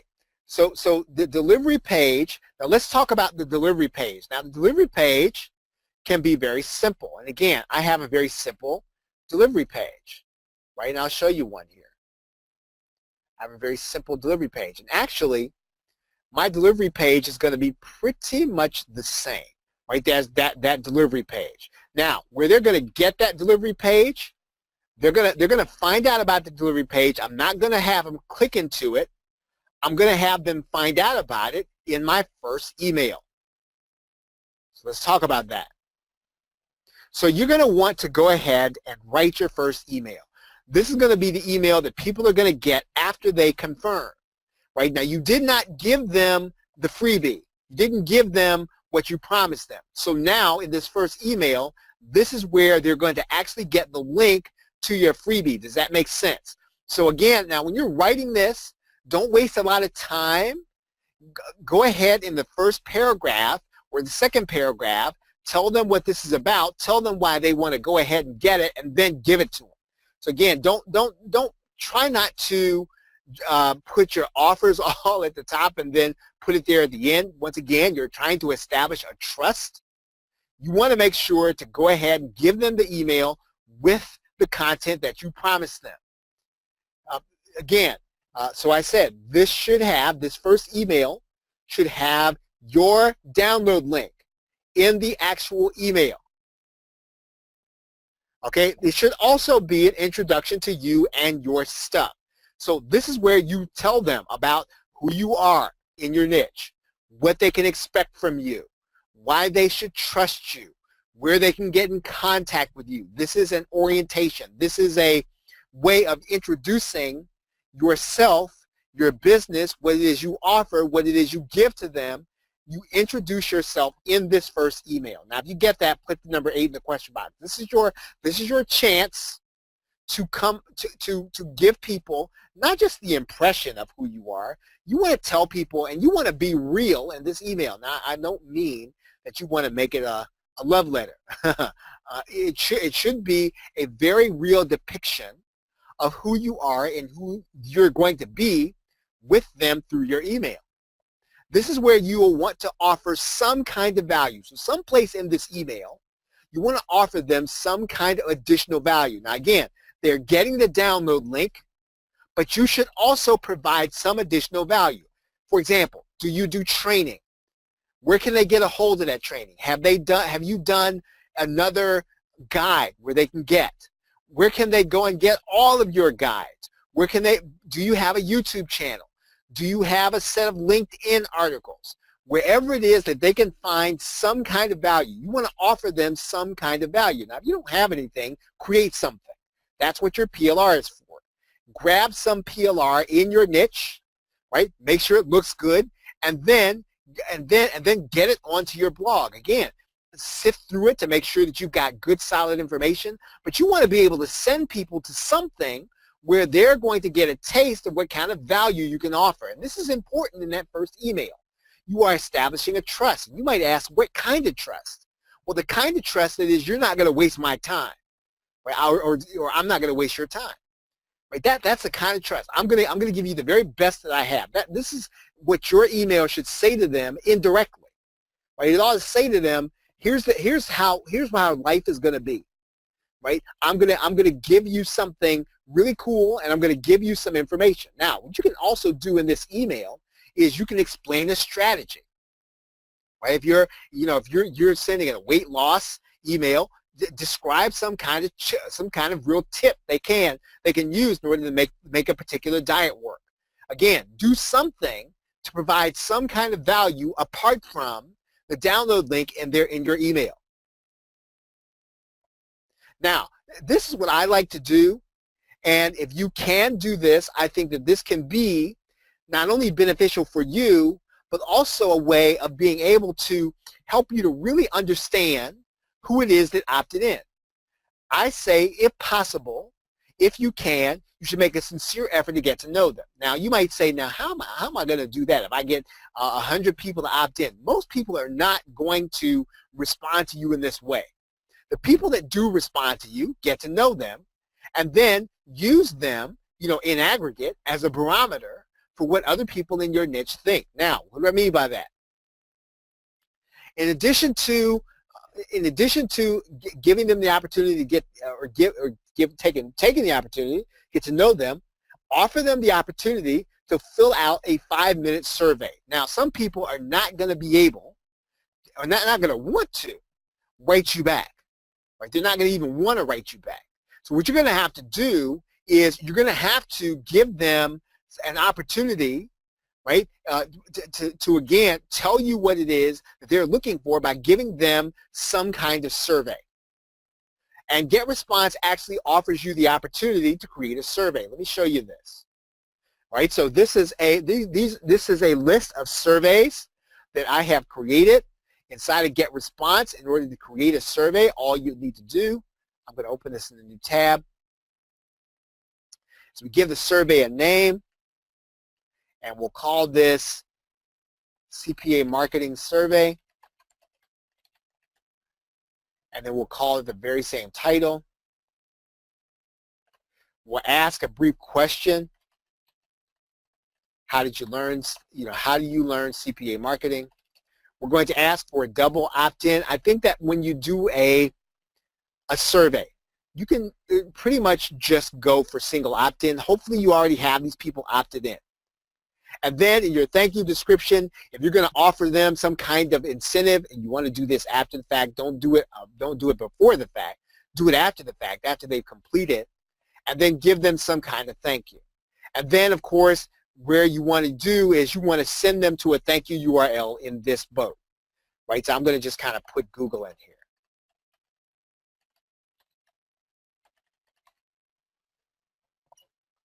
And we're going to say you have 3 free documents or something. Or does everybody get what I did so far?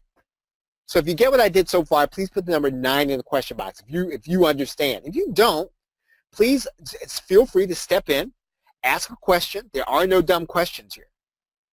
So please feel free to go ahead and ask a question if you're not getting it.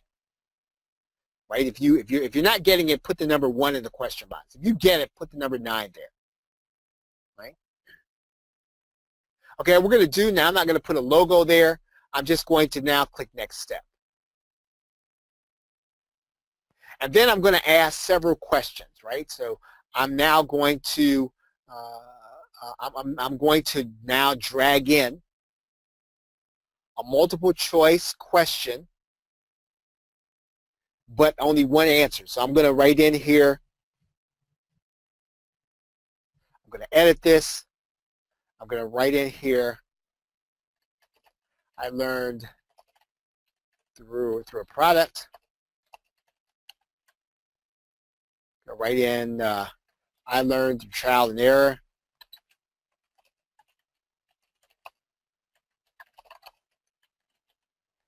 And then you could probably say something like, I learned from a coach.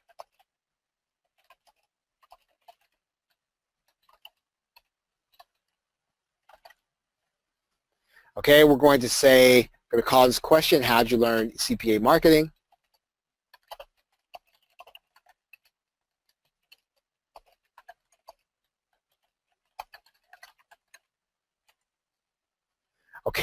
Okay, and then you have your first question. And then what we can do is we can make this one required.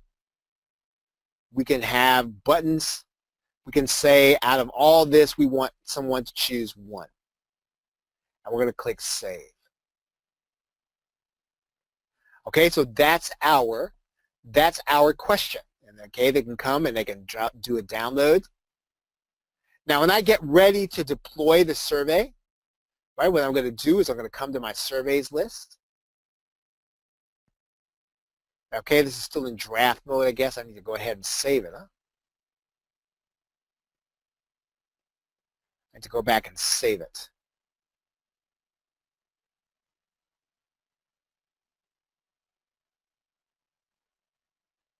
So we're going to save and publish the survey. Okay, so now that brings us here. And then this is the link that we're going to give people in order to take our survey. Right, so when they give them, we give them that link. This is what they're going to see. And they're required to fill this out. So we've given them choices. They're going to say, I learned from a coach. They're going to hit send. Right? Now, again, I didn't send them to a thank you page, but I could have. And that's where you are going to want to be creative about your surveys here. All right. Okay, you can also use SurveyMonkey. It does a lot of the same things.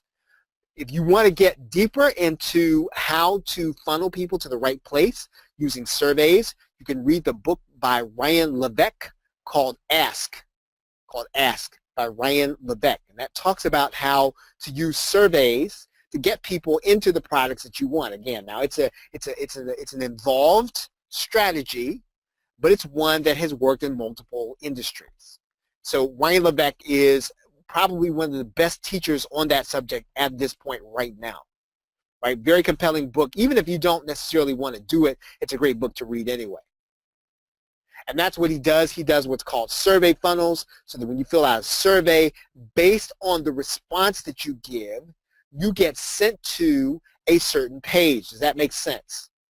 Right? So if you get that, put the number 1 in the question box. In other words, I decide to pick, instead of deciding to pick answer A, I pick answer B. Well, because I picked answer B, I get sent to a certain page. Right? Then I get to branch out again. So then I get asked another question. Based on how I filled out that information, I get sent to either 1 or 2 places. So a survey will eventually get you to a very targeted answer, right, to your question.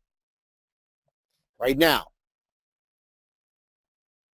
one of the other things you want to ask in that email that I like to personally ask is, what is your general area of expertise? What is your niche? And what's the biggest challenge you're facing? Here's how I would ask that very question inside of the information marketing or the make money online niche. I would ask, and some of you all have seen this already, I will ask, number 1, what market or niche are you in? Number 2, what product do you sell, or what sub-niche are you in? And number 3, I will ask, what is the biggest challenge you're facing? Those 3 questions are the things that I will typically ask inside that first email, because I generally do want to know, right? And so what's going to happen is you're only going to have, I'd say, 1 out of every 20 people to respond to you. Now, the 1 out of 20 people who respond, you want to pay attention to what they're saying because they took the time to respond to you. Right? Any questions? Any questions so far?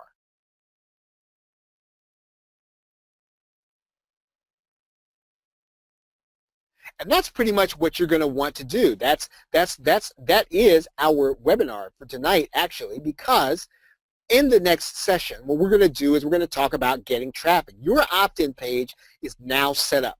You have it set up so that it is automated, so that the customer actually gets the email from your delivery page and not your thank you page. And you have something now to test. You can start testing out whether or not people are getting to your offer and whether or not people are opting in. Right? Any questions? Any questions on anything that we did tonight? Any questions? Okay, well, that's it for tonight. What we're going to do is we're going to get into traffic. Next week, we're actually going to go through what I call the buyer infiltration method, and we're going to go over some other ways for you to generate leads inside of your business, especially if you are in the make money online niche, or the information marketing niche is what I like to call it. Okay, so any questions? Any final questions? Okay, everybody, well, thank you very much for being here. I appreciate you. Have a great night and a pleasant tomorrow. Take care. Hello, everyone. This is session 4 of the Lead Generation Workshop live, and what we're going to do tonight is we're going to bring everything together that we've been talking about over the last 3 weeks, and this is actually week 4. We're going to bring all of this into one concept tonight to help you to do something concretely to generate leads, and that's really the point of everything that we have been doing.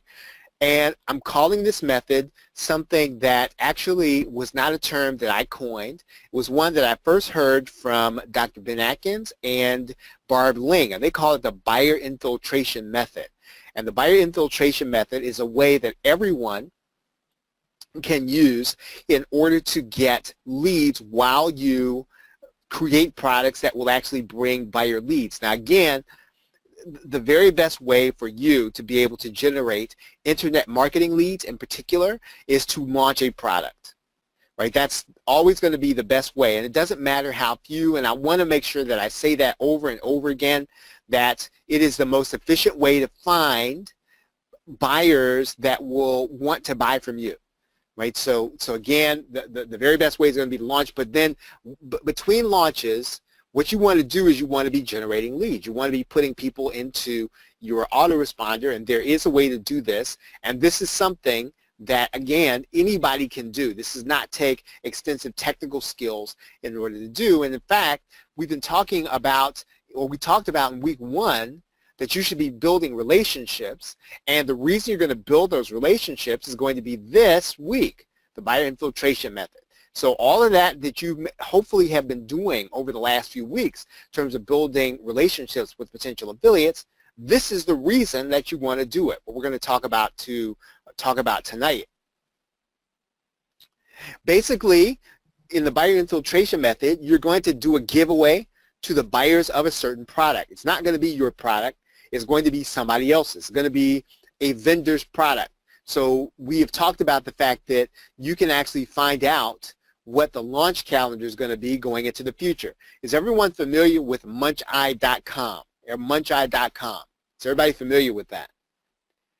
If you are familiar with muncheye.com, please put the number 3 in the question box. If you're not, put the number 4. Okay, so everybody here at least is familiar, and that's where you're going to find out what the launch calendar is going to be going forward, probably the next 2 to 3 months. And so you want to be able to look at that calendar and see what can you offer and who do you know, right? So what can you offer and who do you know? Who can you actually go to and add value to their product? And at the same time, do you know that person? Are they part of your social media connection? Have you had, did you buy a product from them? Some kind of way have you established some kind of personal connection.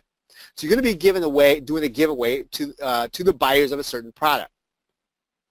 Now, I want to mention this as an aside. You can also do this. Now, it doesn't work as well as the buyer infiltration method, but you can do it, and you probably have seen people do it all the time. You can go to a vendor and you can do a training and a webinar for them. So the vendor doesn't know something that they want somebody to train them on. And so you can actually go in and be their trainer. You can come in and you can teach their people about something that you know that not everybody does and that the vendor themselves doesn't know. So again, at the end of that training, all you're going to do is you're going to say, if you want to find out more, or I have a free giveaway at this web address. We've all experienced that. So does everybody understand that? Just doing a training. Look for training opportunities when you can. You'd be surprised what you know that other people do not. You'd be surprised if you can teach something that a particular product creator doesn't know, that if you can kind of come in and you can get on a webinar and you can teach their people without looking to sell anything, that's going to be of benefit to the person, to the product creator. And again, all you really going to be doing is speaking to your expertise, right? So you can do a training and a webinar for another marketer.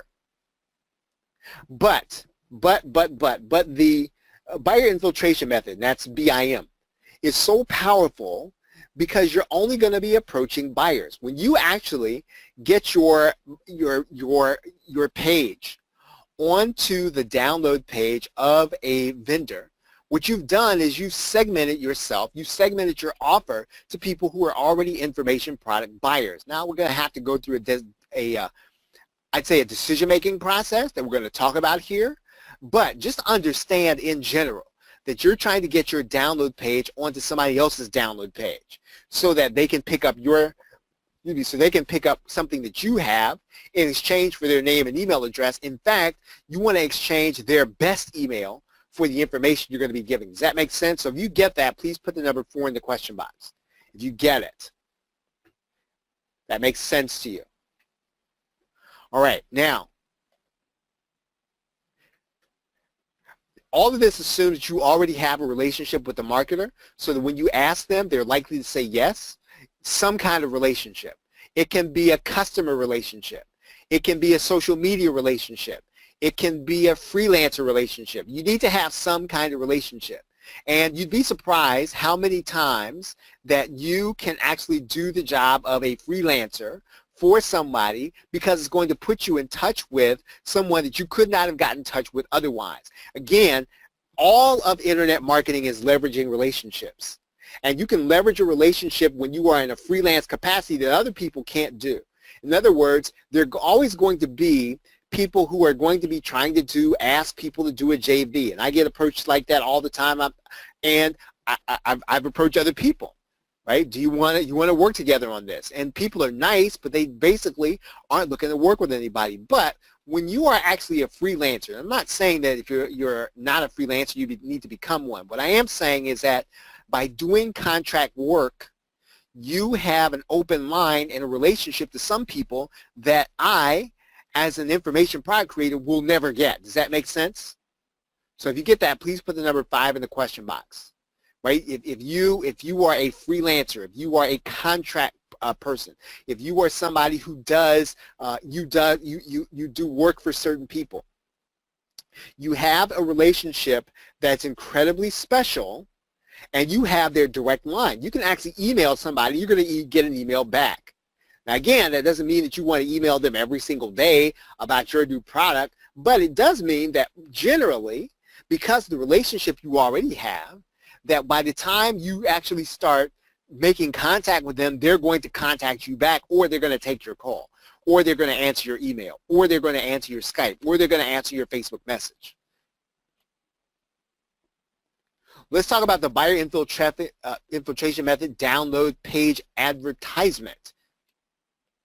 You generally are going to need something like a 250 by 250 or a 350 by 350 pixel what I call an advertisement. I'm going to actually show you one here, and it's one that I've done in Photoshop. I'm going to just kind of open this up for you. Let's close some of this out. Oh, I closed Photoshop. That's not what I wanted to do. So we're going to open up Photoshop, and I want to show you one that has been done.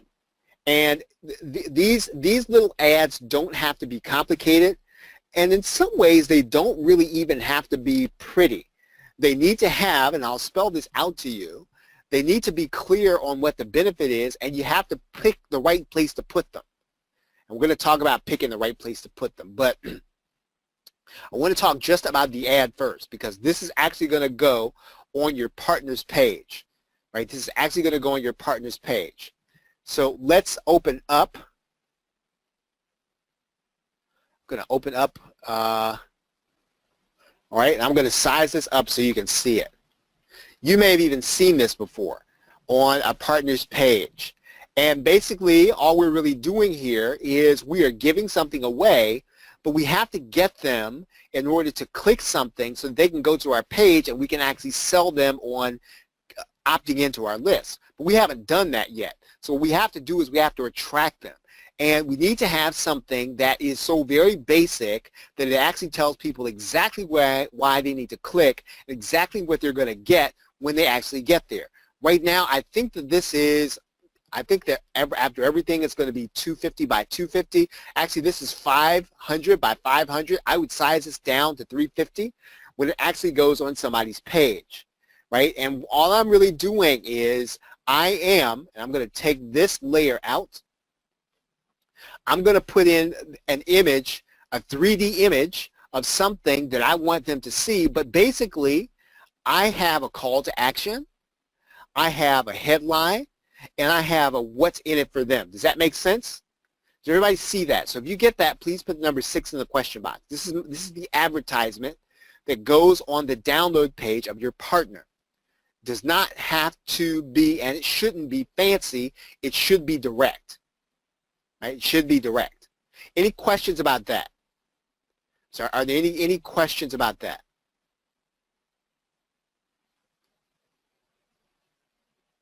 Okay, so the ad should have a call to action, it should have an offer, and it should have a 3D graphic, and that's what I had there. So you should have the ability to create your own 3D graphic. I mean, I guess you could outsource this. I would not.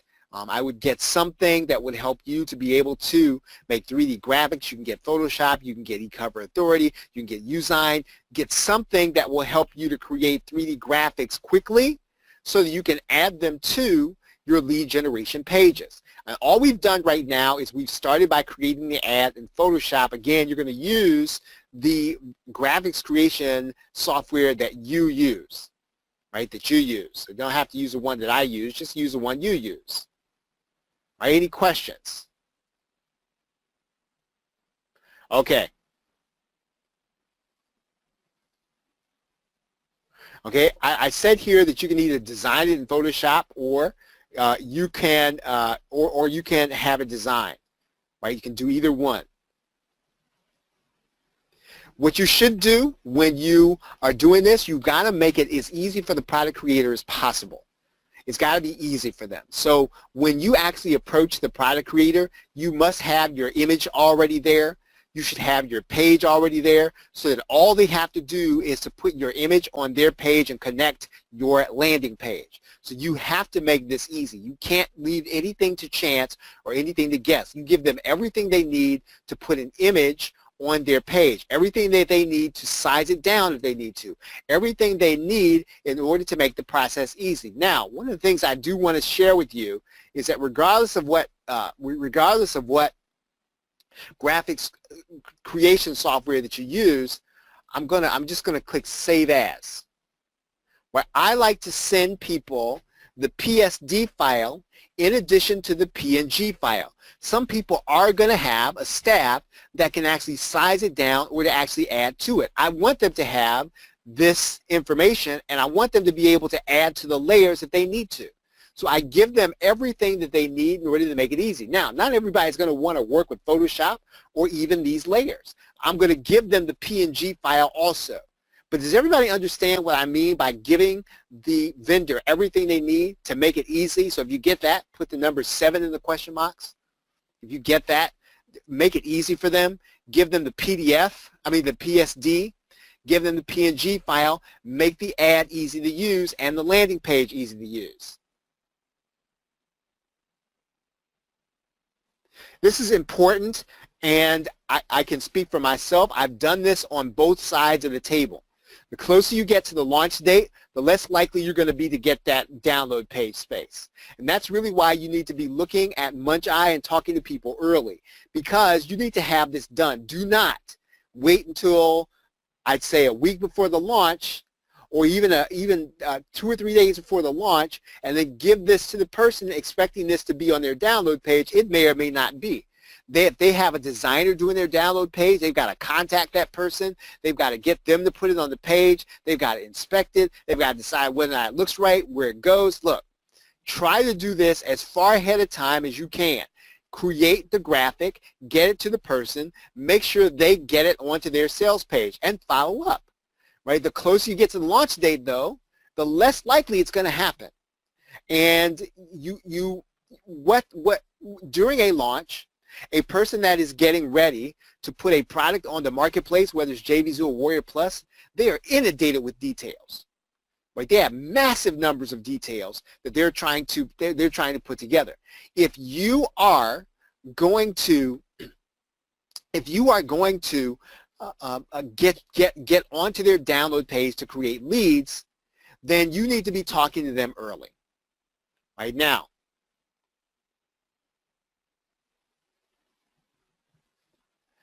Now, there are going to be some cases where you might be in a space with a bunch of other marketers.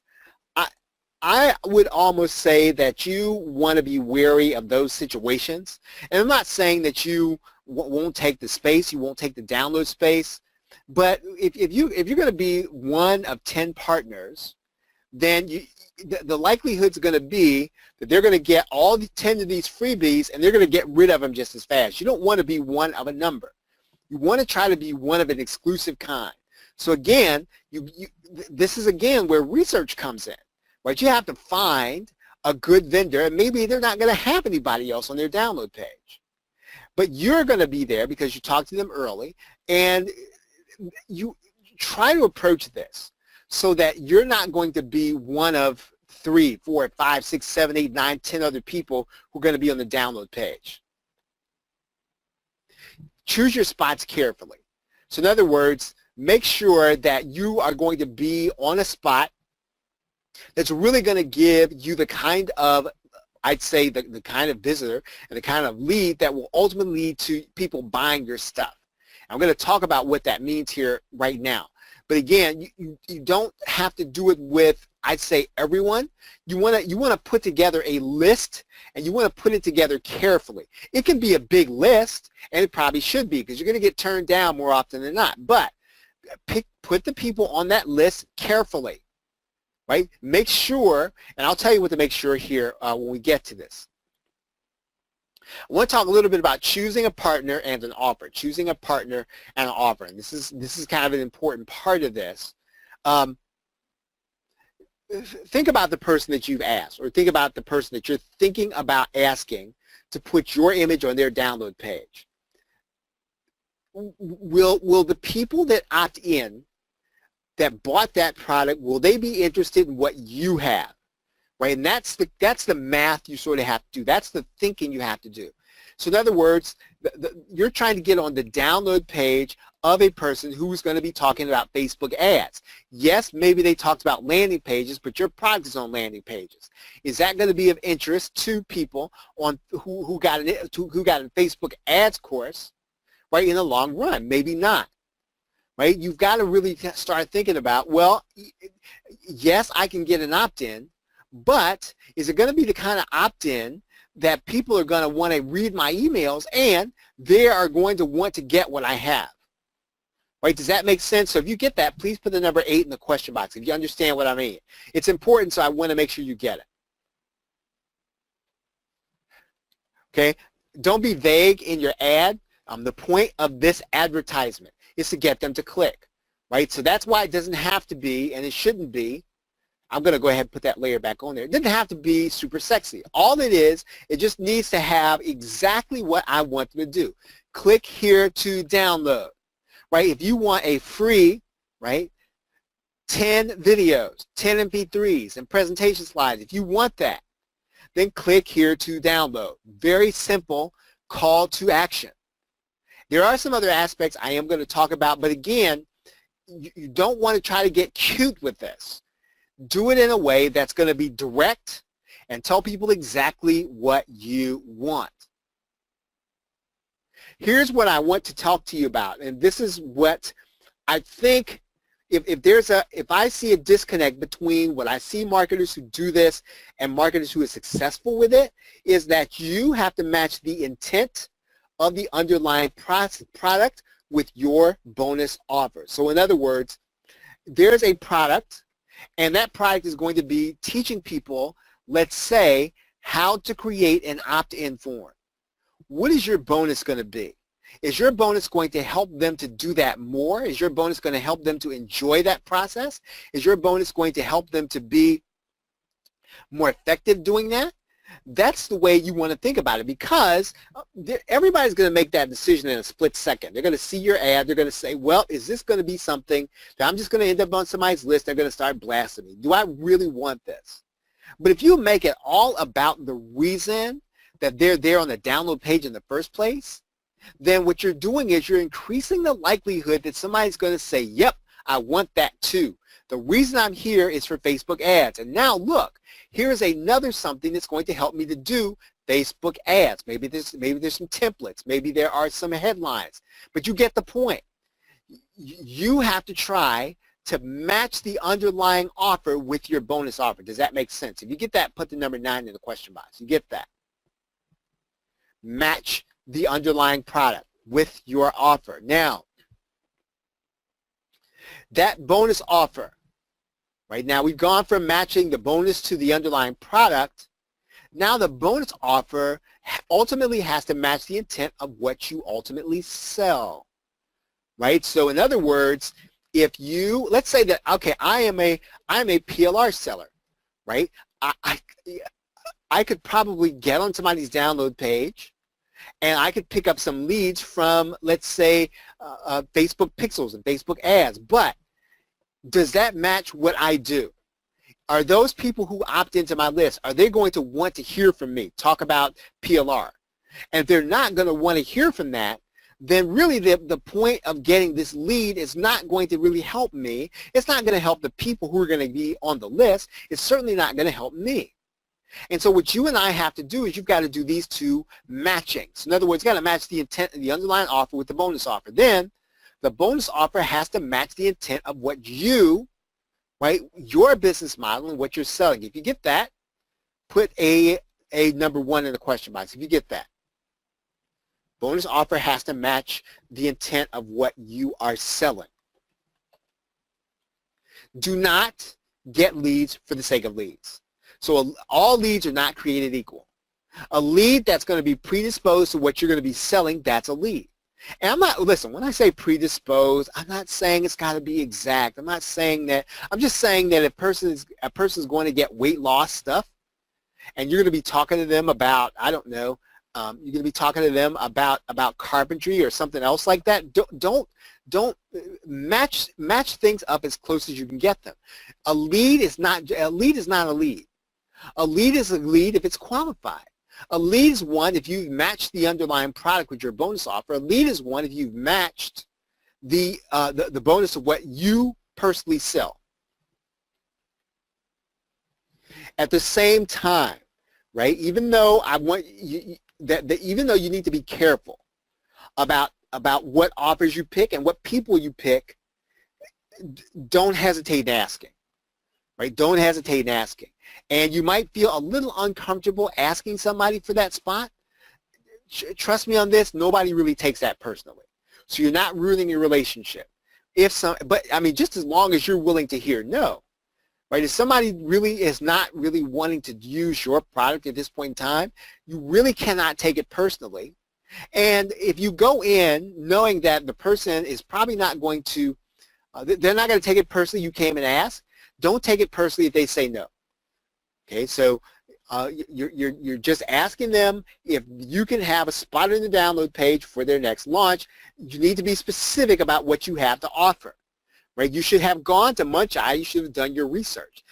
I don't want you to do, I'd say, surface research. In other words, you see a product on Munch Eye, it's about Facebook, and then so you're going to put a Facebook offer on the page. That's not specific enough.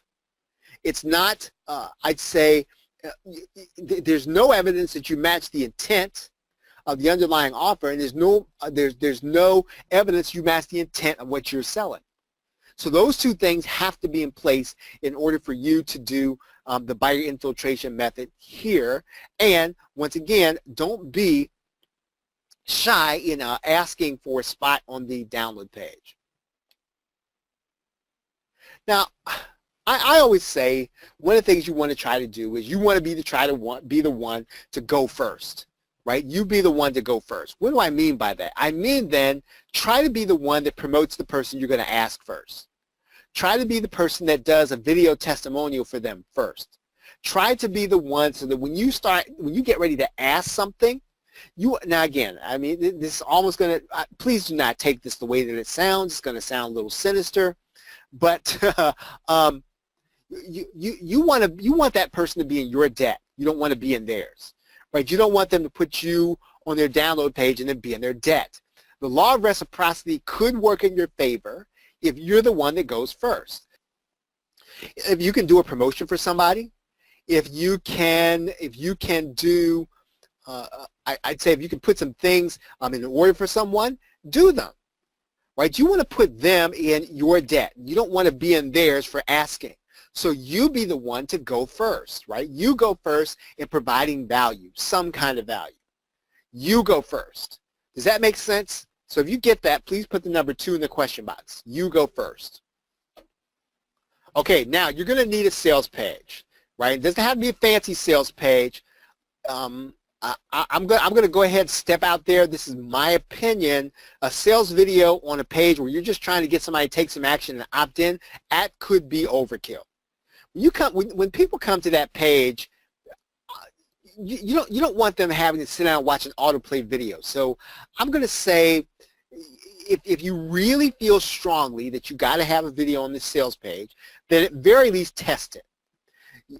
People are going to make a decision pretty much in a split second as to whether or not they're going to want to opt in to get what you have on that page. And if you're going to autoplay a video, what you're doing is, personally, you're slowing down the process. A sales video, when you were trying to get someone to buy, you're trying to get them to move their way down the page. It actually works the opposite in lead generation, because if I come to your page and you autoplay a video, and my first inclination is going to be to go away, right? It's not going to be to kind of continue to listen. It's going to be to continue to go away. So again, a sales video could be overkill when you're doing this kind of thing. And we've talked about this before. And when I say you want people to get people to opt in without even thinking about it, that has everything to do with what your offer is. Right? It has everything to do with what that is. Your offer should be, how many of you all have heard of the blur test? So if you've heard of the blur test in copywriting. So if you've heard of the blur test, please put the number 3 in the question box. If you have not heard the blur test, put the number 4 in the question box. If you haven't heard of what the blur test is. If I were to take a step back and I were to look at your sales page in a blurry way, whatever stands out is pretty much what your prospect is going to remember. Right, so whatever your, and let me try to make a little more sense out of this by showing you a sales page. What I mean, what I think you ought to have. Okay, so let's go into. Okay, so here's the template, and if you have a template that's like this, I suggest you use something like this. And what do you notice about this template right away? You notice that there's an autoplay video there, right? But I just said we don't want to use an autoplay video for just for a page where we're trying to get people to opt in. So what would I put here in this section for the video? What would I put there? You have any thoughts about that? I want you to just write your thoughts in the box. What should I put there in the place of the video? So here's what I think. I'm gonna go ahead and just grab an image. Right. Dana says an image. That's exactly right. So I'm gonna go back here and I'm just gonna write it here, image. I'm gonna grab an image. I think I might have one in the media library. Hopefully I do. Let's see. Let's just grab one here.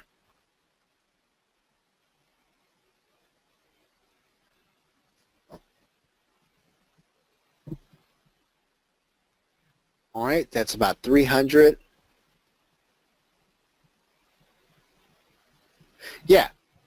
All right. So in other words, this is about all that I want the person to see. So what do? When I do a blur test, if I would just look at this with blurry eyes, I would see a headline. I would see this image. And so that's what I would think I would be getting. Right? That's basically what I'm seeing.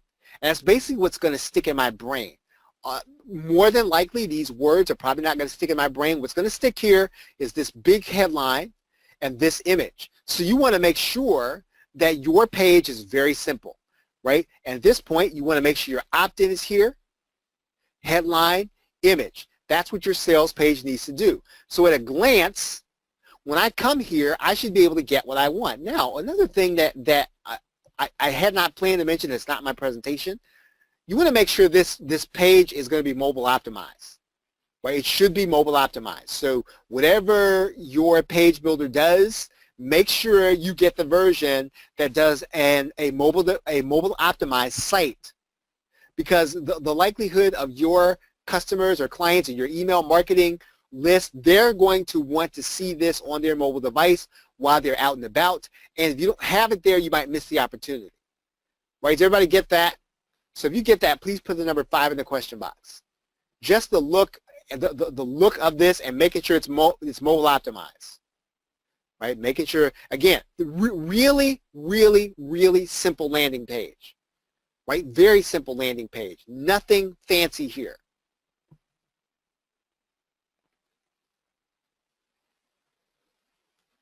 And again, this has been said throughout the workshop. Try to give people an offer that they'd have to pay for. So in other words, make it cool. Make it, I'd say, it doesn't have to be it doesn't have to be 18 gigs of PLR. You don't have to do that. It just needs to have value. Right? So try to give it something that's so much value that people they just cannot wait to get it, and they're going to give you their main name and email address for it. On the sales page, make sure that people know the benefits of getting your product. Okay, you're going to spell out the benefits in these sections. There shouldn't be a lot of words, but again, you want to remember remember the difference between features and benefits. Right? So what's in the product, the fact that it's got 10 MP3s and it's got, this thing, or it's got all these components, that's not the important thing. The important thing on this page is going to be what I'm going to be like once I get done with your product. Does that make sense? Right, so if you get that, put the number 6 in the question box. So what we're saying here is that you want to make sure that on this page you are stressing benefits. Don't have to be a lot of benefits, but you got to say something, and everything you say should be benefit driven. You should have the balance of things so that all you'll have to do is say a little bit about what they're getting. People care about themselves more so they care about you and I. So we want to make this about them, number one. And number two, we want to make sure that we're spelling out the benefits to them.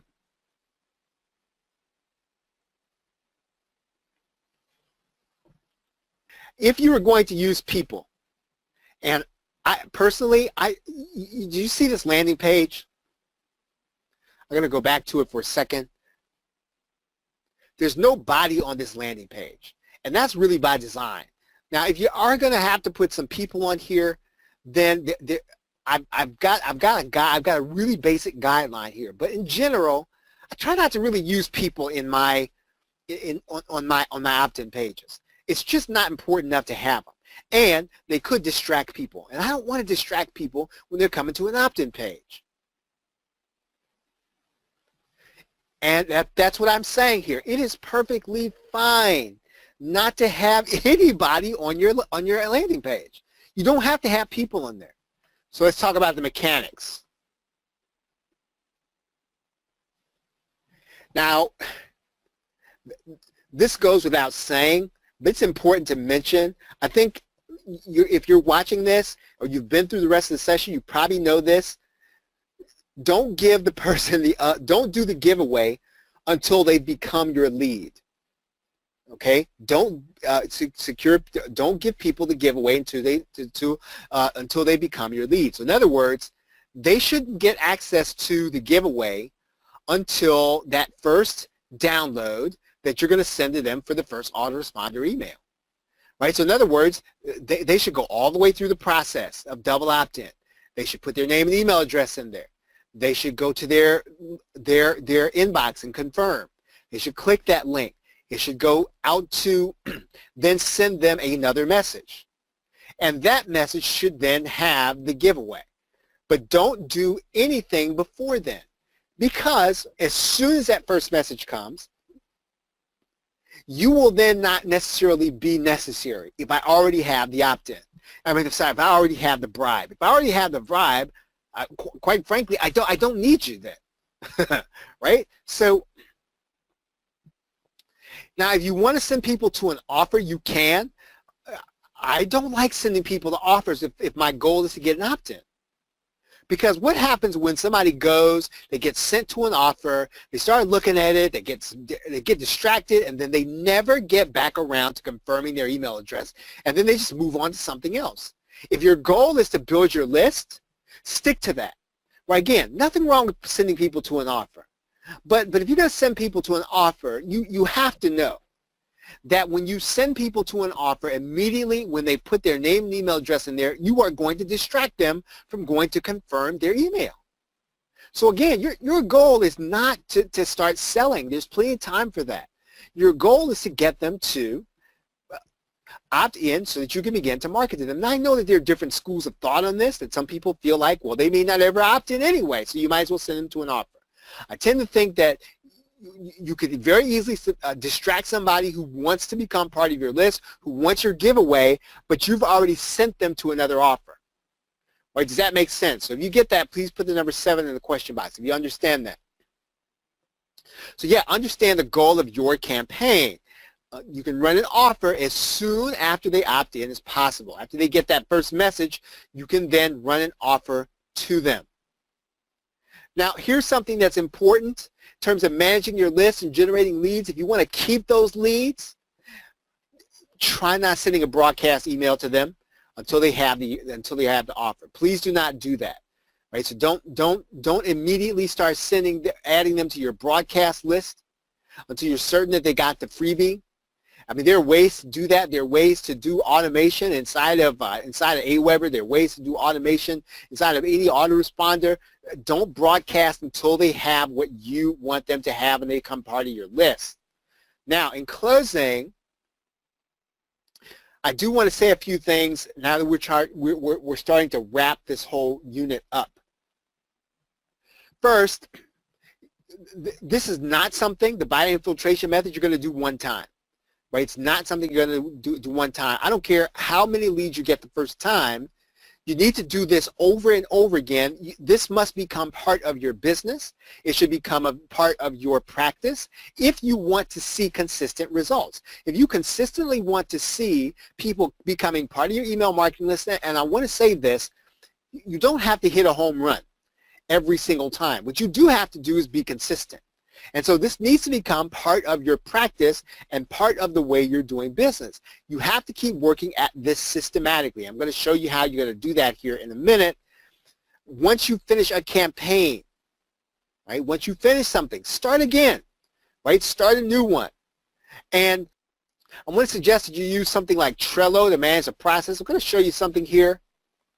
And again, you can actually use whatever you want to manage the process. I want to show you this just so that you can see it. Maybe you already have a tool that does this. Okay, now this is an affiliate launch calendar, but the same concept is true. So in other words, you want to have areas where you have the list of people that you're going to contact every single time. You want to put them into categories of whether or not they've been approached. You want to make sure that they're confirmed.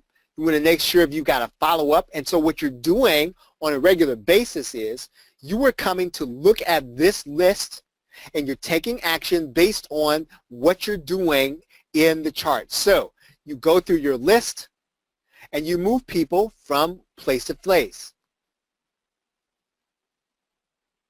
Again, based on their activity, right? So if you get that, please put the number 8 in the question box if you get that. So again, very simple. This is a very simple system that you can use, and you want to do something like this because you don't want to become overwhelmed with this process. And until you get it all down into a system, I promise you'll get overwhelmed by it. What you want to do is you want to make sure that you are managing this process and that it is systematic and that all you're doing is you're managing the columns, right? When you look at your list and you approach somebody, you move them here. When somebody confirms that they're going to let you on their download page, you move them here. If you need to follow up with somebody, you move them here. If they've just said no this time, you put them here, right? And then you start over when you get ready to do it again. So you're tracking the progress. You're looking at it visually. You're coming in looking at this every day, and you're taking action based on what you have left to do. Now you can do this with a number of different tools. Trello is one way to do this because Trello is free, right? It is a way to be able to do it. All right.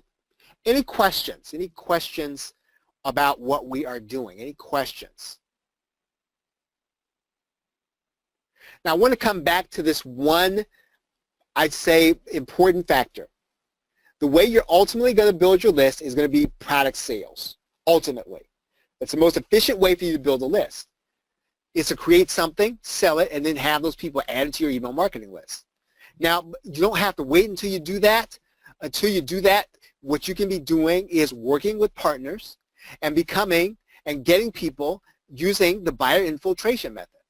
Right? You're trying to basically, I mean, infiltrate is a little, I'd say a little pejorative, that term, but that's what you're doing. You're infiltrating a page so that you can meet buyers and help them by giving them what you have access to. Okay, well, thank you for being here and going through all 4 weeks of the lead generation workshop. Hope that this has been helpful to you. And with that, thank you very much, and I will see you in another training.